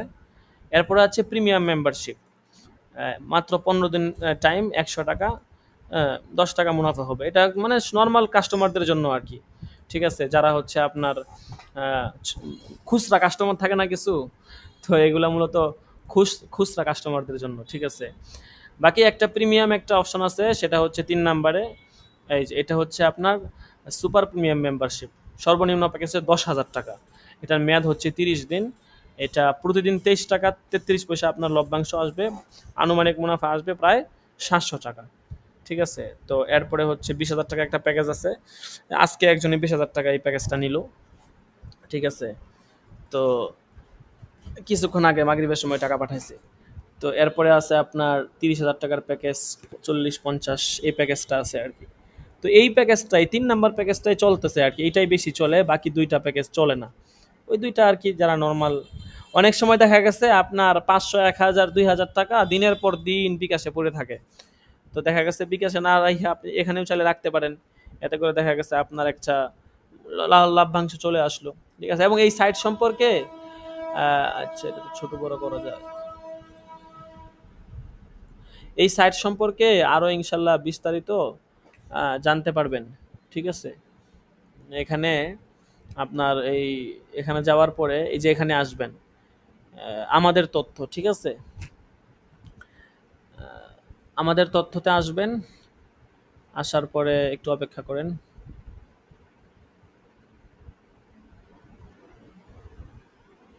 এই দেখেন,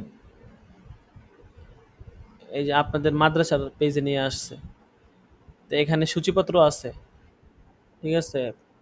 our media business group limited এর সংক্ষিপ্ত পরিচিতি, এখানে আমাদের এই গ্রুপের পরিচিতি দেওয়া আছে সংক্ষেপে, ঠিক আছে। এটা পড়বেন, আপনারা পড়ে নিয়েন, যাদের বিনিয়োগের জন্য আগ্রহ আছে এরা পড়তে পারেন। আওয়ার মিডিয়া বিজনেস গ্রুপ সাইটটি কাদের জন্য, এখানে কাদের জন্য সাইট, এটা আপনি এখানে পড়তে পারবেন, ঠিক আছে। তারপরে দেখেন our media business group limited সাইটটি কিভাবে তাদের গ্রাহকদের আমানত সংগ্রহ করে কাজে লাগায়, এটা পড়তে পারেন, ঠিক আছে। তারপরে এখানে দেখেন আওয়ার মিডিয়া বিজনেস গ্রুপ কি বিশ্বাসযোগ্য কিনা, এটা পড়তে পারেন, ঠিক আছে। তারপরে হচ্ছে আমাদের সাথে কিভাবে লেনদেন করবেন, এটা করতে পারেন। তারপরে সর্বনিম্ন কত টাকা ও সর্বোচ্চ কত টাকা ডিপোজিট করা যাবে, এখানে আছে। তারপরে ডিপোজিট ও উইথড্রর জন্য নির্ধারিত কোনো দিন তারিখ আছে কিনা। তারপরে হচ্ছে ডিপোজিট বা উইথড্র দিলে অ্যাপ্রুভ হতে কত সময় লাগবে, ঠিক আছে। তারপরে সময়ের আগে উইথড্র দেওয়া যাবে কিনা, ডিপোজিট বা উইথড্রোর ক্ষেত্রে কোনো এক্সট্রা চার্জ কর্তন করা হবে কিনা, রেফার করে আর্নিং করা যাবে কিনা, এই সাইটটি মার্কেটে কতদিন থাকবে, সরাসরি আপনাদের সাথে দেখা করা যাবে কিনা, আপনাদের অফিস কোথায়, ঠিক আছে, এটা দেওয়া আছে। প্রাইভেসি পলিসি দেওয়া আছে কিছু, হ্যাঁ। তারপরে এই আর কি, যাই হোক অনেক বড় বিষয় তো, এটা যেহেতু নফল বিষয় এই জন্য আমি বিস্তারিত আলোচনা করতেছি না। যাদের আগ্রহ থাকবে তারা অবশ্যই ব্যক্তিগতভাবে আমাকে নক দিবেন, ঠিক আছে। তো যাই হোক, যদি কারো কোনো প্রশ্ন থাকে প্রশ্ন করতে পারেন, আর না হয় হাজিরা রেখে ক্লাসটা শেষ করে দিব। ভাবছিলাম 10:30টার মধ্যে শেষ করবো, তাও 11টার কাছাকাছি বেজে যেতেছে। আচ্ছা, কারো কোনো প্রশ্ন থাকলে অবশ্যই করবেন। আর আপনাদের তো এই বছর অনুষ্ঠান হবে, কাজে আপনারা কিন্তু অনেকে অবহেলা করতেছেন। এখনো মাত্র মনে হয় 4-5 জন বেতন দিচ্ছেন এই মাসের। তো এত স্টুডেন্ট যদি 4-5 জন বেতন দেন, তাহলে এইভাবে অবহেলা করলে তো বছর শেষে গিয়ে আমরা বিপদে পড়ে যাব। গত বছরগুলোতে আমরা মানে শুধু ছাত্রদের অবহেলা, অর্থনৈতিক কারণগুলোর কারণে অনুষ্ঠানটা আমরা করতে পারি না সরাসরি। এই বছর কোনো অবহেলাই গ্রহণযোগ্য হবে না। আপনি যদি পিছনে পড়ে থাকেন আপনি পিছনেই থাকবেন, আপনাকে ছাড়াও আমরা অনুষ্ঠান করে ফেলবো যেভাবেই হোক, ভাঙ্গাচোরা হোক, যেমনই হোক আমরা অনুষ্ঠান করবো ইনশাল্লাহ। এই বছর আমরা ফাইনাল সিদ্ধান্ত নিচ্ছি এটা, ঠিক আছে। এবং বিগত বছর যারা আছে তাদেরকে আমাদের কিছু ছাত্রদেরকে পুরস্কার দেওয়া বাকি আছে, এদেরকে পুরস্কারও দিব। মোটামুটি বড় সড়ো করে আমরা যেমন এই পারি ইনশাল্লাহ একটা অনুষ্ঠান করব। কাজে কিন্তু আপনারা যদি অবহেলা করেন বেতন যে কিসের অনুষ্ঠান? বছর শেষে প্রোগ্রাম হবে না, ওইটার কথা বলতেছি। ওই হ্যাঁ বাগরির ব্যাপারটা। হ্যাঁ হ্যাঁ, বছর শেষে যে প্রোগ্রাম হবে। আমার একটা কথা ছিল। জি অবশ্যই বলুন। উস্তাদ জি, এই যে বছর শেষের যে প্রোগ্রামটা, এর আগে কি আমাদের কোনো মিট আপ দেওয়া যায়? কারণ আমরা তো কেউ কাউকে চিনি না, এরকম কিছু বছরের মাঝখানে। এইটা বছরের মাঝখানে আসলে এইটা মানে এইটা তো আসলে সবার পক্ষে তো আসাটা সম্ভব না, বা এরকম একটা দেখা সাক্ষাৎ করা। এটা করাটা কঠিন হয়ে যাবে আর কি। বছর শেষ হইলে ওই সময়টাতে দেখা গেছে সকলের জন্য সহজ হয় আর কি। ঠিক আছে, এমনি বছরের মাঝখানে আসলে করাটা কষ্টকর, বুঝতে পারছেন? দেখা গেছে আশেপাশে যারা আছে 2-4 জন আপনারা আসতে পারলেন, কিন্তু সব ম্যাক্সিমাম আসতে পারবে না, সম্ভব না, এটা হবে না। বছর শেষেই তো এটা কষ্টকর হয়ে যায়। ঠিক আছে, তারপরে বছর শেষে যেহেতু একটা ফাইনাল প্রোগ্রাম, দেখা গেছে সবাই একটা প্রস্তুতি নিয়ে জি, আসছে। হ্যাঁ বলেন। একটা ডেট ফিক্সড আগে করলে তাহলে গুরুত্ব থাকবে, বা ওই টাইমে ওরা ছুটি নিল। এইটা এমনি একটা একটা লং জার্নি এ আপনার ডেট এটা ফিক্সড লং করলে জার্নি, এটা বছর দেখা গেছে শেষেই, যে আমরা ওই এটা বছর শেষেই করতে হবে, এর আগে করা সম্ভব নয় আমাদের পক্ষ থেকে। আমরা এটা বছরের মাঝখানে বা অন্য কোনো সময় এটা করতে পারবো না, অফিসিয়ালি এটা করা যাবে না আমাদের, এটা মানে করতে গেলে ঝামেলা আছে। এইটাই ঠিক তো। আছে, বছর শেষে আপনি যদি বছরের মাঝখানে যদি আমরা এটা করি, বছরের মাঝখানে করলে আপনি বছর শেষে যে প্রোগ্রামের যে একটা আপনার একটা আগ্রহ বা একটা আলাদা একটা যে স্পৃহা, ওইটা আপনার কেটে যাবে। বুঝতে পারছেন? ইমেজ হ্যাঁ, ইমেজটা কেটে যাবে, মানে তাছাড়া আরো কিছু বিষয় ইমেজটা আছে, ইমেজটা থাকবে না। মানে আগ্রহটা থাকবে না আর কি। আরো কিছু বিষয় আছে, শুধু এই বিষয় না, আরো কিছু বিষয় আছে, কাজেই বছরের মাঝখানে মানে আমরা করতে পারবো না। এমনিতে আপনারা যদি 2-4-5 জন আমাদের সাথে দেখা করার জন্য আসেন, আমরা একটু গল্প সল্প করলাম, সেটা করা যাবে, কিন্তু এমনিতে আনুষ্ঠানিকভাবে অফিসিয়ালি কিছু করা যাবে না, সেটা বছর শেষে করতে হবে আর কি। আল্লাহু আকবার। আচ্ছা যাই হোক, তো হাজিরা টাকা হইতেছে, হাজিরা দিয়েন। আবু নাইম আছে এক সিটে কি নাম্বার, বলে দেওয়া হয়েছে? 1 নাম্বার আছে আবু নাইম। নাই, দরজ করে না, এমনিতে যোগাযোগ করলে পাওয়া যায়, দরজে থাকে না, আনএক্টিভ ছাত্র। 2 নাম্বার আছে সারোয়ার হোসেন। ভাই 13 নাম্বার দরজ চলতেছে আজকে। তারপরে আব্দুর রাজ্জাক তো নাই, যে কি বুঝি নাই, রফিকুল ইসলামও নাই। তারপরে ওয়াজ করুনি আছে, ওয়াজ করুনি অবহেলা, শুধু শুধু অবহেলা। যোগাযোগ, চলে যেতে পারি। হ্যাঁ হাজিরা দেওয়া শেষ হলে চলে যেতে পারেন। তারপরে আবুল হাসান আছে, আবুল হাসান নাই। তারপরে আমানুল্লাহ আছে, 8 নাম্বার দাখেলা আমানুল্লাহ। আমানুল্লাহ নাই, প্রথম কয়েকদিন ছিল, এখন কোনো খবরই নাই। তারপরে মুস্তাহিদ আল আদনান আছে। লাব্বাইক আপনি গত 2 দরসে ছিলেন না কি জন্য?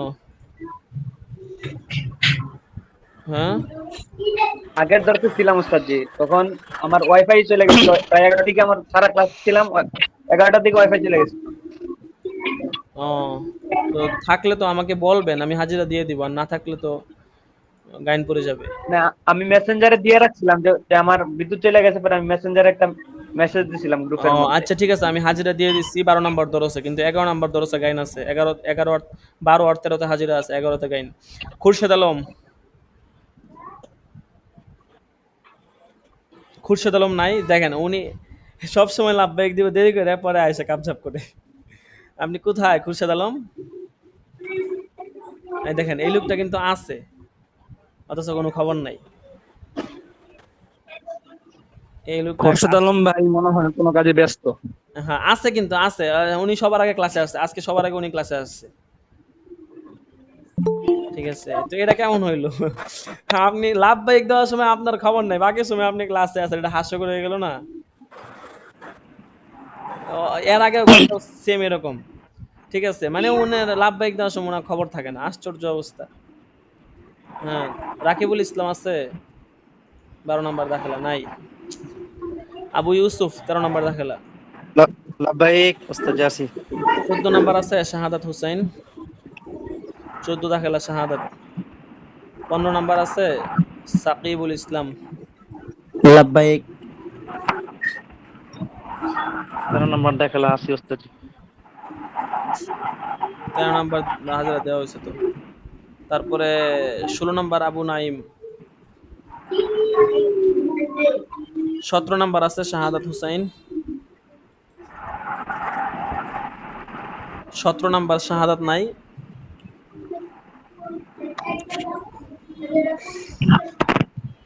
18 number Mahdi Hasan. লাভবাহিক উস্তাদজি, লাভবাহিক। 19 number Saiful Islam. লাব্বাইক উস্তাদজি। 20 number Rafiul ইসলাম রাফি। লাভবাহিক। হ্যাঁ 21 নাম্বার আব্দুর রহমান সিরাজি। আব্দুর রহমান সিরাজি 21 নাই। 22 নাম্বার আলী হুসাইন। লাব্বাইক। যারা সারা লাব্বাইক বছর উস্তাদজি। থাকবেন এদের জন্য কিন্তু পুরস্কার আছে, মানসম্মত পুরস্কার, আগে বলে দিতেছি। এরশাদুল্লাহ। লাভবাহিক। মাসুম বিল্লাহ 24 দাখেলা। লাভবাহিক। আবু বকর সিদ্দিক 25। লাভবাহিক। লাভবাহিক। তারিফ নাই। তারিফ 26 আছে আলামিন। হাসানুজ্জামান 28। 29 আছে আলামিন 29। আজকেও ক্লাসে নাই, ওনারে বললাম ক্লাসে থাকার জন্য, তারপরে নাই। আলামিন লাইনে আসেনি। আপনাদের অনেকের নাম একটা, ফেসবুক আইডি আর একটা, বেশ লাগে যায় আমার। আচ্ছা 30 নাম্বার আছে ওয়াইসুল কারনি, আনএক্টিভ। মাহদি হাসান নায়েক 30। তাসনিম মাহমুদ আছে, তাসনিম মাহমুদ 32 নাম্বার দাখেলা। তুফায়েল আহমদ লাভবাহিক। 34 আছে আনোয়ার নাই। 35 36 ইউসুফ মাহমুদ। লাভবাহিক উস্তাদ। আচ্ছা কারো গাইন পড়ে গেছে। উস্তাদজি লাভবাহিক দিছি। আচ্ছা হাজরা দেওয়া হয়েছে। কারো গাইন পড়ে গেছে এরকম থাকলে বলতে পারেন।